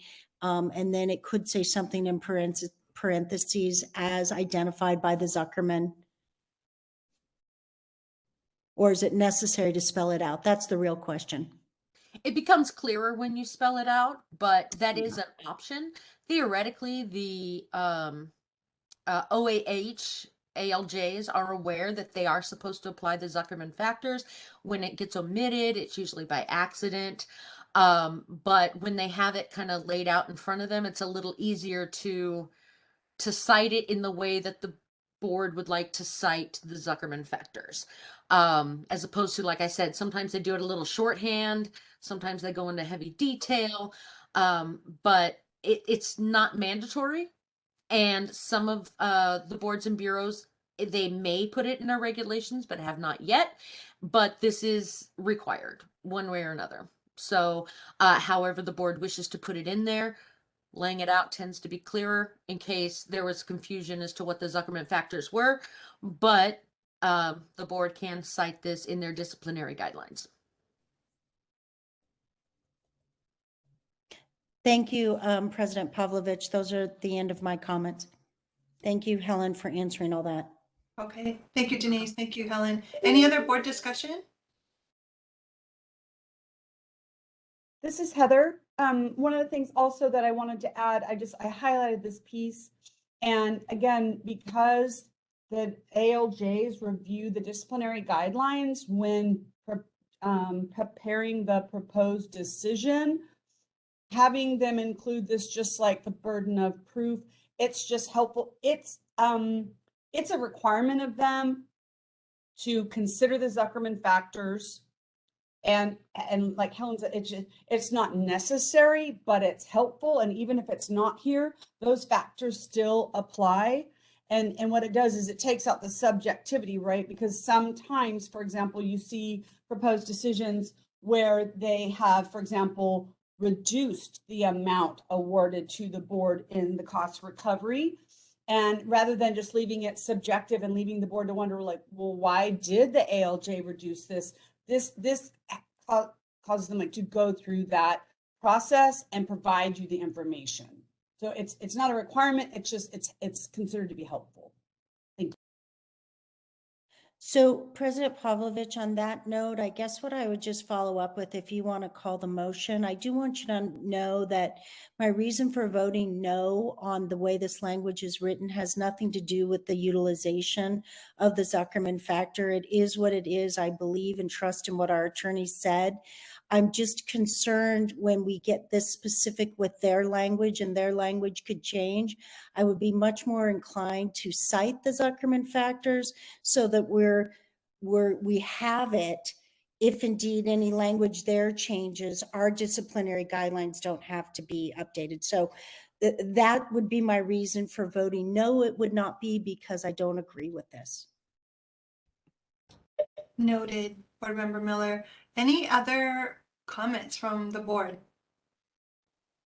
Hi, this is Richard. I'm going to vote in support. I'm going to speak in favor of the changes just because we've had administrative law judges who've not followed the administrative guidelines, and so having them spelled out may be of help, although it may not be of help because they've even used the wrong guidelines in the past. So I have limited faith, you know, that will be completely effective. But I do think at least if it's spelled out, you can point to it. So thanks. Helen, did you want to respond to Richard or Denise? Yeah, not necessarily response, but additional history. The reasons why that these were added is because we did have that situation, I think at least once. We may have had it multiple times where the Zuckerman factors were not included. And this board is not the only one that has had that. So again, while all the ALJs are supposed to include this, accidents do happen.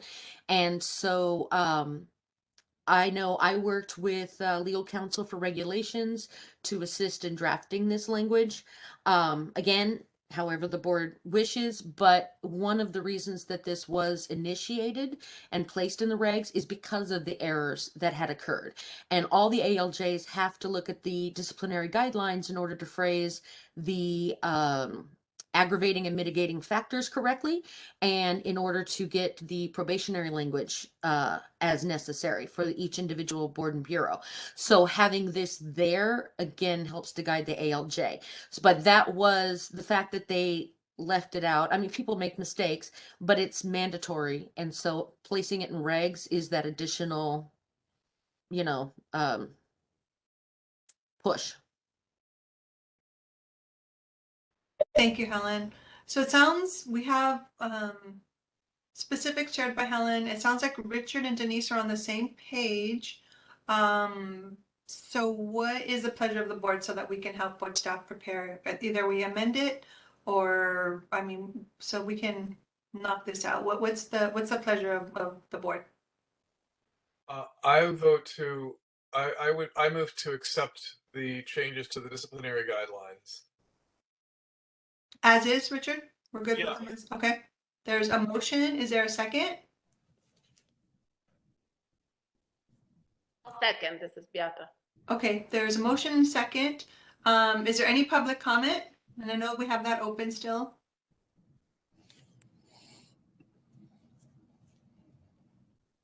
I don't see anything. Jody, do you? I do not see anything yet. No. Okay. Okay, so there's a motion and a second. Beata, do you want to call the vote? Of course. Richard Bookwalter, Aye. Lena Doe. Oh, actually, I don't see Lena. Nor do I. Nor do I. I don't have her waiting in attendees. I'll go ahead and text her. Sharon, did you want to hold on that vote? Just yes, we're in the middle of it, but is she coming back? I believe we still have a quorum even without her. We do, Helen? Okay. Thank you, Helen. That's helpful. And So she would have missed most of the discussion anyhow. So yeah. All right, let's continue with the vote. I'm sorry, Beata, I interrupted you. No worries. Denise Miller, no. Sharon Pavlovich, Yes. Beata Morcos, yes. Okay. Motion carries. Well, actually, it's not a quorum. I mean, we only had 4 people, and one of them is a no. No, 3-1 is a majority. You have it. The yeses have it. Okay. Sorry. We can defer to Helen if you prefer, but I believe the yeses have it. They should. And I'm sorry, how many total people voted? 4. Only 4, and 3 of them are aye, 1 of them is no.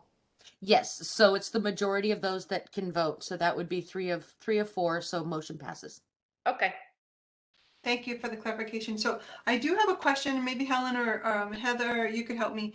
When we voted out of turn on the probation terms and disciplinary guidelines, I had noted at the beginning that it was a 4-page document and it was double-sided, 2-page, 4 pages total. So my assumption is that we voted on all those documents, but I think that might not have been some of my colleagues. So Helen, were they different documents to discuss? Because I didn't see a divider. I took the 4 documents as in one vote, which the motion was, but I think there might be some that are questioning like, hey, these are all separate documents that needed to be voted on. So we've already taken a motion to vote on that, but someone, how do I do that if someone is not sure that they had maybe questions for continuing education? So the motion to adopt, I understood it to be the entire regulatory package, but I don't see the dividers that you see. I don't have it hard copy. And so I can probably leave up the dividers and the factors to Heather and how she understand the motion. However, in addition to, even if we took it as a whole, someone can make a motion to amend a specific section Okay, so upon new information that they didn't understand that this was in its entirety. okay, so this document right here, probation terms and disciplinary actions, is numbered 1 through 4. So that's what I included in the motion. That's what passed. So are there any board members that would like to revisit this or make an amendment to the vote or have questions? Just want to open that up now.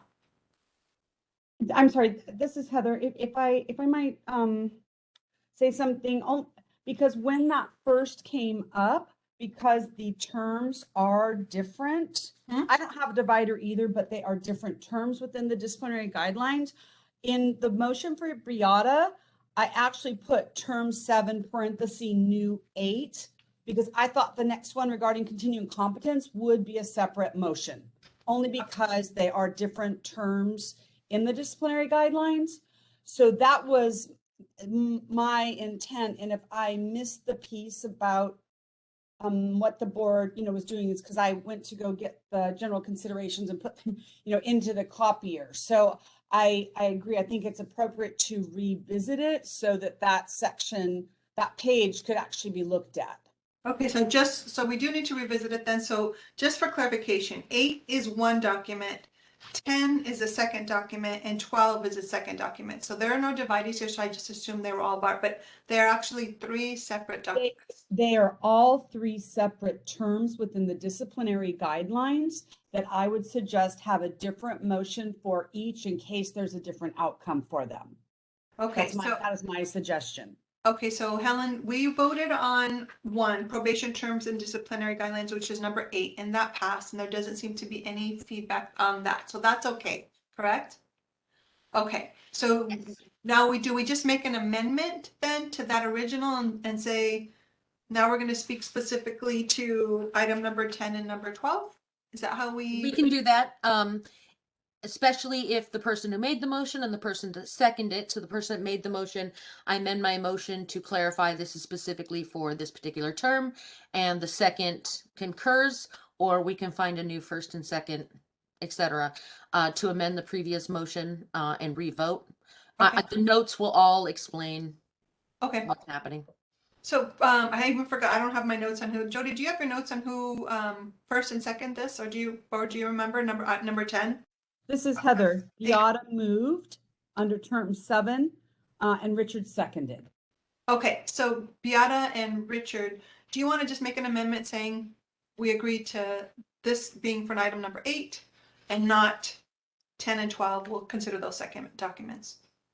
Sure. I would like to make an amendment to my motion that what we voted on, it was for specifically number 8 and not for 9 and 10. Mm-hmm. Or what is now 10 and 12, Beata? Now, yes, for what is now 10 and 12. Okay, there's a motion. I don't have it in front of me, that's why. I know those are the changes. That was a motion by Beata. Thank you, Beata. Richard? Okay. The original motion was just number 8, though, even though I know you thought That's that. what I thought. Yeah, Yeah. I don't know why we have a motion, but sure.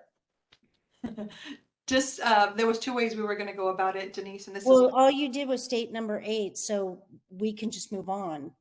Yeah, that's what I thought I did. I thought I only did the 1, but if I thought it was for the whole thing. Oh, I okay. just remember I in the disagree that it was just for 8. Yeah, because I thought it was for the whole thing. Can you read the motion back? it's just that just to clarify, at the very beginning, I said, because I didn't see a divider, I said this page is 4 pages. There's two back-to-back documents. So I did say that, and I know that would be reflected in the minutes. So I want to make sure that that's clarified, because it'll look like we voted on 4 pages when in fact we only voted on 8. Well, the motion didn't say section 8, section 9, section 10. So the motion was not that specific. Right. So there is room for this. Okay. Can you just read the motion back? That's all I asked. Can they just read the motion back? I can read the motion. This is Jody. Thanks. Move to accept proposed amendment for probation terms in disciplinary guidelines. Richard seconded. Okay, thank you.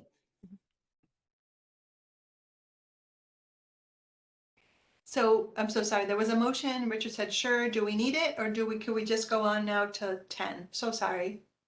This is legal, if I may. Yes. If Richard was unclear as to what he was seconding and the board was unclear as to what they were voting for, it is certainly best for the record and for the comprehension of the board speaking as one that we go ahead and redo the motion and specify exactly what the board is voting upon. It Okay. never hurts to have a re-clarified motion. Okay.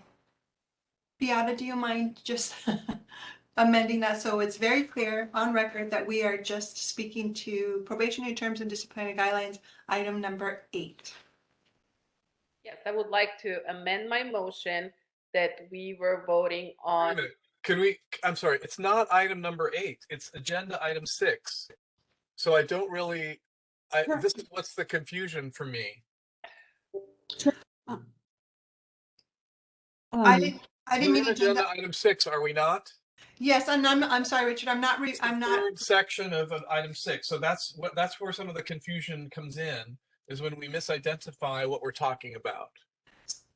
And I'm sorry, Richard. I was looking at number 8 under probationary terms, disciplinary guidelines. It's new section 8. I didn't mean agenda item. This is Heather. I'm sorry. This might be helpful to clarify. Term 8 of the disciplinary guidelines is my suggested. Thank you. Thank you.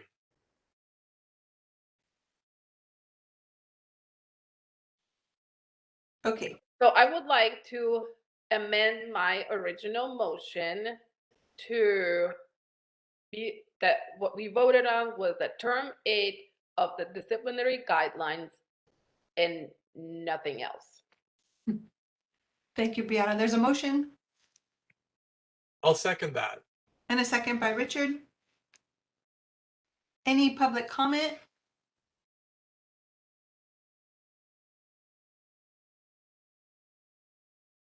I don't see any, Jody. I Please. don't see any public comment. Okay. Beata, can we call the vote for term 8? Richard Bookwalter, Aye. Lena Doe, Abstain. Denise Miller, Yes. Sharon Pavlovich, Yes. Beata Marcos, aye. Okay, motion carries. Thank you for amending that. Sorry for all the confusion, everyone. Okay, so Heather, following your lead then, the next item is term number 10, continuing education, continuing competence requirements. That is So, correct.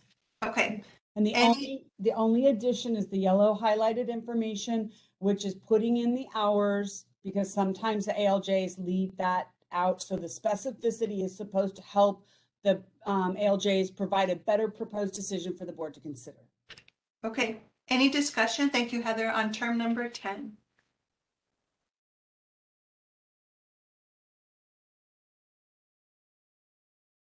If there's no discussion, maybe a motion?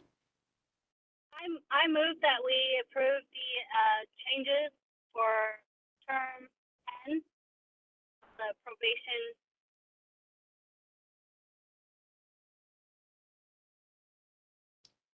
There's a motion. Second that. There's a motion by Lina, a second by Beata. Any public comment?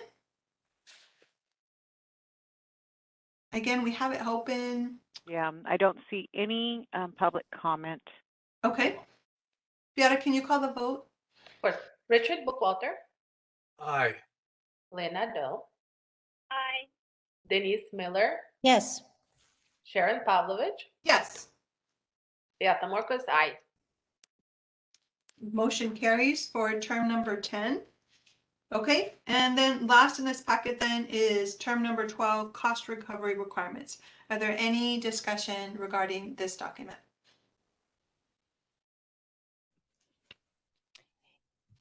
I have a question about number 12, cost recovery. Is the section left blank after cost because that's different with each person? Yes, that is correct. Okay.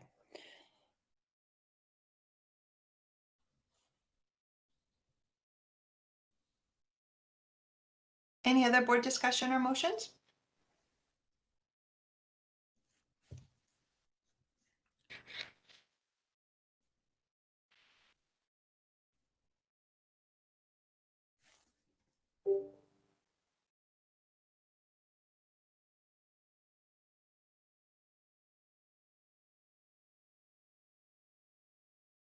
No discussion, any motions? This is legal, if I may. Yes, please, Helen. I did want to add for the board's information that this particular edit was also encouraged by a mistake done by an ALJ in a decision where costs were discussed, but were not included into the order itself. And so this would make it very easy for the ALJ to just fill in the line. So I just wanted to add that for the board's information. Thank you, Helen. So on that same thought process of adding it, is there something that could be put in parentheses that indicates an amounts to be filled in? So is there certain wording that we might, like respondent is ordered to pay in parentheses amount due or something so it doesn't just look like it's a, Helen, do you have any suggestions at all? I believe that direction and aid is added at kind of the introductory to the probationary terms. If not, that's typically where it lies because there will be lots of blanks throughout the probationary terms. How many years, how many credits for continuing education, additional education, how much costs. And this is the standard kind of wording for others that have codified a blank in their cost recovery regs. Yeah, I'm not questioning the wording, just to be clear. I'm wondering is it clear to the end user, the ALJ, is it clear to them that it's a very specific amount based on all those things? I would say absolutely yes. Okay. Because again, it's what they do for all the boards and bureaus is go through the disciplinary guidelines. They basically cut and paste and then fill in the blanks, which is probably why the one particular case it was missing because there was no blank.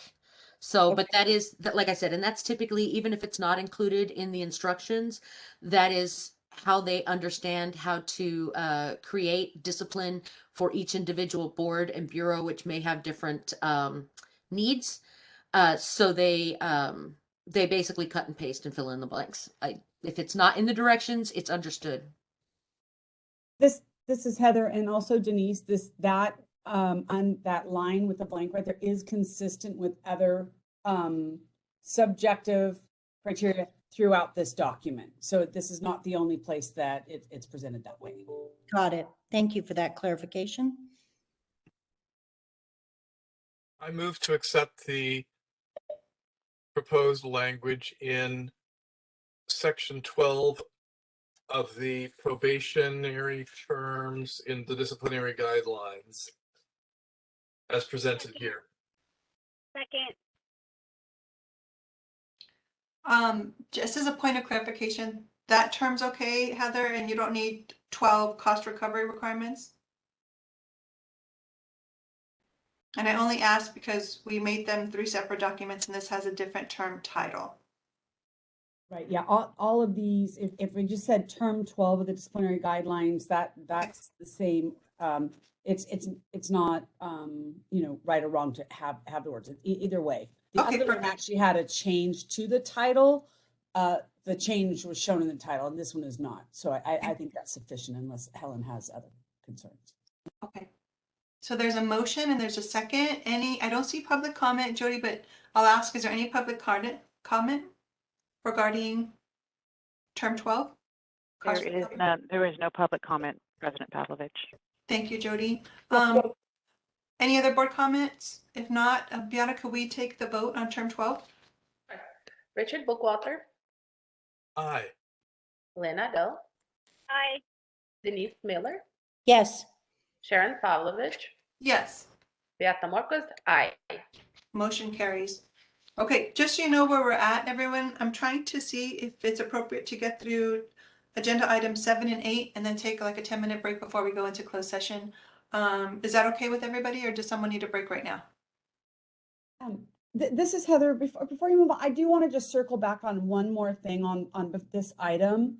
Mhm. Because one of the things I realized when looking at those general considerations, Denise had expressed concern. The reason for her no vote was in case, that the law changed and then our regs wouldn't be up to date. And the only thing I want to say is that because the Zuckerman factors are case law, unlike other things, that can't happen. So that there could be a subsequent case law or precedential decision that comes out, but specifically regarding that wouldn't change. So that's probably like one of the very few items that we have that wouldn't, that we would have to be worried about changing ours if something else changed. So I don't know if that gives her maybe a higher level of concern. The fact that that cannot change, we're not at risk on having that section in. The motion passed, so it doesn't matter. But thank you for spelling out. Someone's going to challenge them, so it is what it is. Okay, thank you both. Let me know if you need a break. Otherwise, I think we'll try to plow through 7 and 8. If that's okay with everybody, but if not, I'll honor a break. Please let me know. Agenda item number 7, consideration and possible action of approving proposed regulatory language to amend Title 16 CCR Section 4147.5 Uniform Standards related to substance abuse. Just want to make sure it's one dot, because the document after this is just supporting information from the Healing Arts Board, correct, Heather? Sorry about that. I was trying to unmute. So just real quickly, we have incorporated the uniform standards by reference. The 2011, that was the last version, and they were updated in March of 19. So yes, the only change to the actual regulatory language is simply the date, but the document is provided because that's the document incorporated by reference, and the board needs to see what that amendment does by changing that date. So that the actual. Can we see the language on the screen that we're talking about instead of, yeah, there we go. Thanks. I would move to adopt this language in the proposed language in 4147.5, uniform standards related to substance abuse as it appears on the screen currently. There's a motion by Board Member Bookwalter. I'll second. Second by Beata. Yes. Any public comment?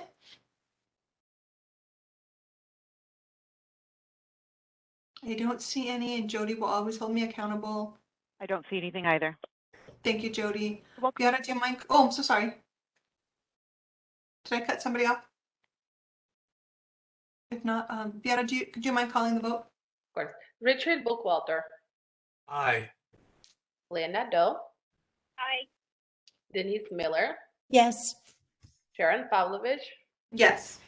Beata Marcos, aye. Okay. Motion carries. That is all of agenda item number 7, right? Okay, yes. Okay, agenda item number 8, discuss rescheduling the February 24th, 25th board meeting. So just a couple things as we open up these dates, everybody. So so you can work in real time with me. So the sunset review is highly likely, it's going to be in March, but we have some things to consider. So the dates that are not available when we're looking at alternative dates, anything from March 24th through April 1st is not available. Also, April 20th and 21st is not available. And so those things are to consider, dates that are not available. Again, anything from March 24th through April 1st is not available. And also April 20 and 21st is not available. So a couple options. If we want to keep that May 1920 date, because our attorney, Helen, has another, she has to be on the accountancy board meeting that day, we will not have Helen present. We will have a different attorney present with us. Okay, so one, take that into consideration if we want to keep that May 1920 date. Okay, so, and that also means that the next two meetings are going to be really close together, right? But there are several options, and let me just pose those to you, and then you guys, we can talk about it. Option one is having a meeting in late April and cancel the May meeting date. After that, the next scheduled meeting would be in August, 18 and 19, and then we'll follow with November. That's option one. Option two, we have two meetings, one in early April, maybe the 7th or 8th, 14th or 15th, followed by a May 1920 meeting with a different attorney. Those are two options. I don't know if there's others, but just wanted to posit those for you. Denise, did you have a input, questions? And so just in terms of board staff's time and your time and such, we do have the sunset hearings coming up, correct? Mm-hmm. We don't have a date yet, but sometime in March. Okay, so then keeping that into consideration, your suggestion was to look at late April? Yeah, so one of the things was have one meeting in late April and cancel the May meeting date. Right, we So can do that, or another suggestion was April 7th and 8th, which is just before the recess of the legislature, before the legislative recess. right, and that would be I also want to say I can't do the very end of April and the late. I'm going to be gone. I'm going to be out of town from the 27th of April to May 2nd because it's my 40th my 40th college reunion, and so I'm not available. okay. So happy news for that. But 7th through 8th would be 7 and 8 would work for me. Okay. So if we do April 7th and 8th, then you guys want to keep the May 1920, and you're okay with having a different attorney? Is that what we're talking about? So if I may just, if the board ends up going that direction, I'll make it work, but just for putting it out there, going to the AOTA conference for a whole week and then coming back in that next week, taking off 2 days would be a little bit of a hardship for me with some of my employment, but I, you know, if that's the will of the board, I will make it work, but I'm just putting it out there. If our attorney can't, I don't think we have to do May 19th. I mean, couldn't one option be to be somewhere like a 1 day in March and then to look at either, Richard, when did you say you were coming back? Because I don't want on the back. I'm also looking at the legislative calendar some more, and May is the last day. May 20th is the last day for fiscal committees to report to the floor bills introduced in their house. So there's an advantage to having it in May. I was thinking, maybe can we just move it to June? But that's then we have past the legislative calendar. But my reunion is from April April 27th to May 2nd. May 2nd. And Denise, April 7th and 8th is a hardship for you because it's too close to AOTA conference and that's a lot of time asking off, correct? If I understood that correctly? Yeah, because I don't know if other people are going, but we'll be gone the whole week before. Okay. So to come back and then, now, the 14th, 15th puts us right up to Easter. Did anybody say anything about the 21st or 22nd of April? Yeah, those are some of the ones that are not available. Helen Okay. will not be, yeah, so the 20 and 21st of April is not available. Could we consider looking at a 1 day in March, like March 23rd or March 24th, and then? So March 24th through all the way through April 1st is gone. Okay. And the hard part is scheduling in March, is we don't know when the sunset review date is yet. So that's like it's a hard month to schedule because we don't know when we're being called in. Because we don't have a date yet from them, but we know just, hey, it's going to be in March, but we don't know when. So, I'd hate to schedule it and then have to cancel it. So what other options does anybody see? I see benefit in definitely having before, the break is in the legislature, but that doesn't leave for a lot of time. So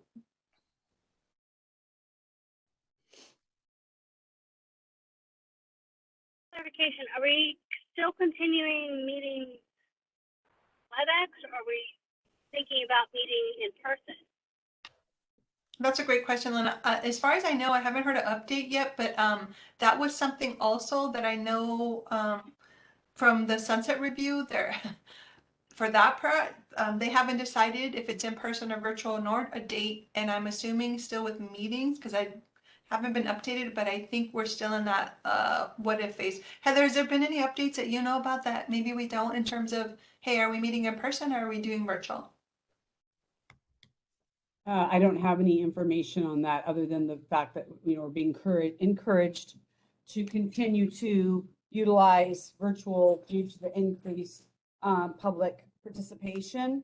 And then also just something to think about if you're looking at March for meetings, that one of the things we don't know is if the hearing will be scheduled consistent with Assembly BNP meeting dates or Senate BNP meeting dates. Right, that's something that hasn't been determined. And Assembly BNP meets every Tuesday. Senate BNP, they meet every Wednesday. Another factor to consider is when they drop the questions that they want us to respond to before the hearing, it's a fairly short turnaround. And I just pulled up the response for the 2016 one, and it's 17 pages. God bless you. 17 pages that staff prepared a response and submitted. So that's not a light lift, especially if you're looking at also, trying to do that and hold a meeting. And I do appreciate the fact what you said, Sharon, earlier about we hate to schedule and then turn around and have to cancel it because of this unknown, hearing date. I just wanted to provide that information. Yeah, I think March is a no-go, to be honest. It's just there's too much writing on that month. And then Do we have enough? So then going back to what looks like the only dates that work in April that Richard proposed, the 7th, 8th, do we have an ability to consider a one-day meeting in April and a one-day meeting in May? so we have options also 14th and 15th or Well, that is before Easter weekend. The 15th is Good Friday. yeah, that's right. And then that would be Holy Thursday for people who are practicing, correct? So Heather, is there an option to do like an all-day April 7th? What about Monday, the 11th of April? I mean, I don't like, Mondays, but I mean, in terms of trying to have one in April 11th and then look for a different day in May. Like May 12th or something, or May 13th. So my request there, it doesn't have to be a Monday. If you move it to a one day, that's more palpable where I can go back to an employer. Like but if there's so much that's on the agenda that the board has to meet for 2 days, then by all means, go with the dates of the majority of the board and I'll have to figure it out.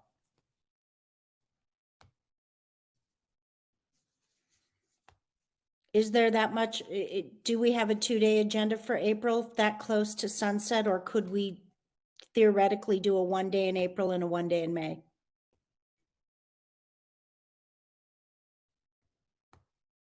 If it's my best conjecture, and Heather, let me know. We created that list, Denise, of all those things we wanted to address to make sure we were accountable and being transparent to our stakeholders. So I do know that there's a lot we still haven't covered, and I'm sure a lot coming. If it was a one-dayer, my feeling is it's going to be a pretty long day, and that might be okay with everybody to knock it out, or two. So that's just my best conjecture. I'm not really sure. I know there is a lot of information to get through. Normally, what says we can meet three times, and we met 16 or something in like a matter of weeks last year. But Heather, any other insights, any suggestions to Denise's 1 day versus 2? I know we have a lot to cover, and then we're going to be debriefing on Sunset Review as well, and then trying to get stuff ready for the ledge. Any thoughts that might help us? A, a one day meeting works. We just adjust, the agenda. I like the idea of a Monday 11th meeting. If as long as we start early, and we have more time. And if we do all day, it's going to be all day, right, Heather? Yes. I would like that as well. If it's one day here and one day either in May or however we wish. So that would be good. Does the April 7th or April 11th work for everybody for all day one dayer? Either one works for me. 11th would be fine. 11 would be fine for me as well. Denise, you're on mute. I was proposing the 8th, not the 7th, but 7th doesn't work for me. 11th could work. And the 8th, does the 8th work for you, Richard, Lina, and Piera? It's fine too. I could do the 8th. Oh, I'm so sorry, Lina. It's broken up. What did you say?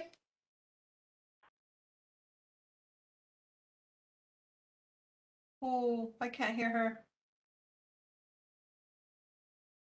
Can you put anything in the chat, Lina? 8 work? Thumbs up, thumbs down? Richard can. Beata, is the 8th good for you? I mean, 11 would be better. April 11th? You All mean? those days work for me. Okay. Beata, you'd prefer April 11th, Monday versus Friday, April 8th? Yes. Okay. Yes. This is Heather. In the interest of time, and I realize you all need to do discipline, could we do a separate doodle poll for April and then a separate doodle poll for a one-day meeting in May? And then that way, if folks have, commitments or other, conflicts, they can put that in that comment at the bottom, which will help us and send out a new one. I don't know. I mean, I'm just putting that out there, unless you think you're, That'll work, Heather. And that way we can write comments and see each other's things in real time. so we could send out for April 8th and 11th. Could you, before we go away from that, can you narrow us down really quickly to May dates, or let us know if we're keeping the 19th, 20? So we know, so they only have to send one doodle poll maybe? It's my understanding that we were not going to keep the May 19-20 meeting dates and look instead for a one-day meeting that does not include either one of those dates. That was my understanding. And unless my notes are wrong. I mean. Oh, no, I thought that we could easily keep one of those dates since everybody already have them saved. And then we just move the other one to, let's say, April, either 8th or 11th. Okay, that's fine. So for example, if you wanted to meet on Friday, May 20th, we just understand Helen wouldn't be our attorney and that you would have, somebody else sitting in for that meeting. So that's fine too. Okay, so we can include those in the doodle poll, Heather. That would be helpful. Okay, I'm just, for consistency's sake and for the fact that there's another regular 2-day meeting in August, it was just my thought that if you're going to break it into 2 days and have one in April, having a May meeting on one day on a different date. So we have the, consistent input from the same attorney, because it's a little challenging sometimes when attorneys go one way and then the next meeting there's, different thoughts. So if you all are fine with having a one-day meeting in May and on the 19th or 20th, and don't care that when, an August meeting comes that, somebody else will have weighed in. I mean, then again, I leave that up to you. I was just trying to help ensure some continuity. Well, I mean, what about the May 26th or 27th? Would Helen be available then, or majority of the? That's backing up to Memorial Weekend. Yeah. Okay. So I think we narrowed down, yeah. So let's include the 19th and 20th in the doodle poll. Helen, against our wishes, to not have continuity, but it looks like everyone's kind of having trouble with dates. So Or could we do June 2nd and 3rd, or June 2nd or 3rd? This is Heather. If you all want to meet on the 19th or 20th, then there's no need for a doodle poll. We'll just reduce that to a 1-day meeting. And Beata, I think the only reason why we wanted is May was try to get anything in the ledge done. Because then after that, there's nothing we can do in June. Well, also because Helen is not available in May, so that's why just to have the continuity of the same attorney, that's the only reason why I was saying June 2nd or 3rd. But yeah. Okay. So, okay, Heather, so you don't need a doodle poll. We're going to do one of those days, May 19th or 20th, and then we'll do April, I'm so sorry, what was it? April 11th? 8th and 11th. Okay, we'll put that in the poll and then 19th and 20th. Okay. And so we are going to get a doodle poll, correct, Heather? Or not? Yes, for to determine what is best, April 8th or 11th. Okay. Okay. Thank you. Thank you. Okay, that's agenda number 8. I want to be mindful of time. We have 3 cases in closed session, and so we're going to convene and close, and we're going to only come back to open to, formally adjourn.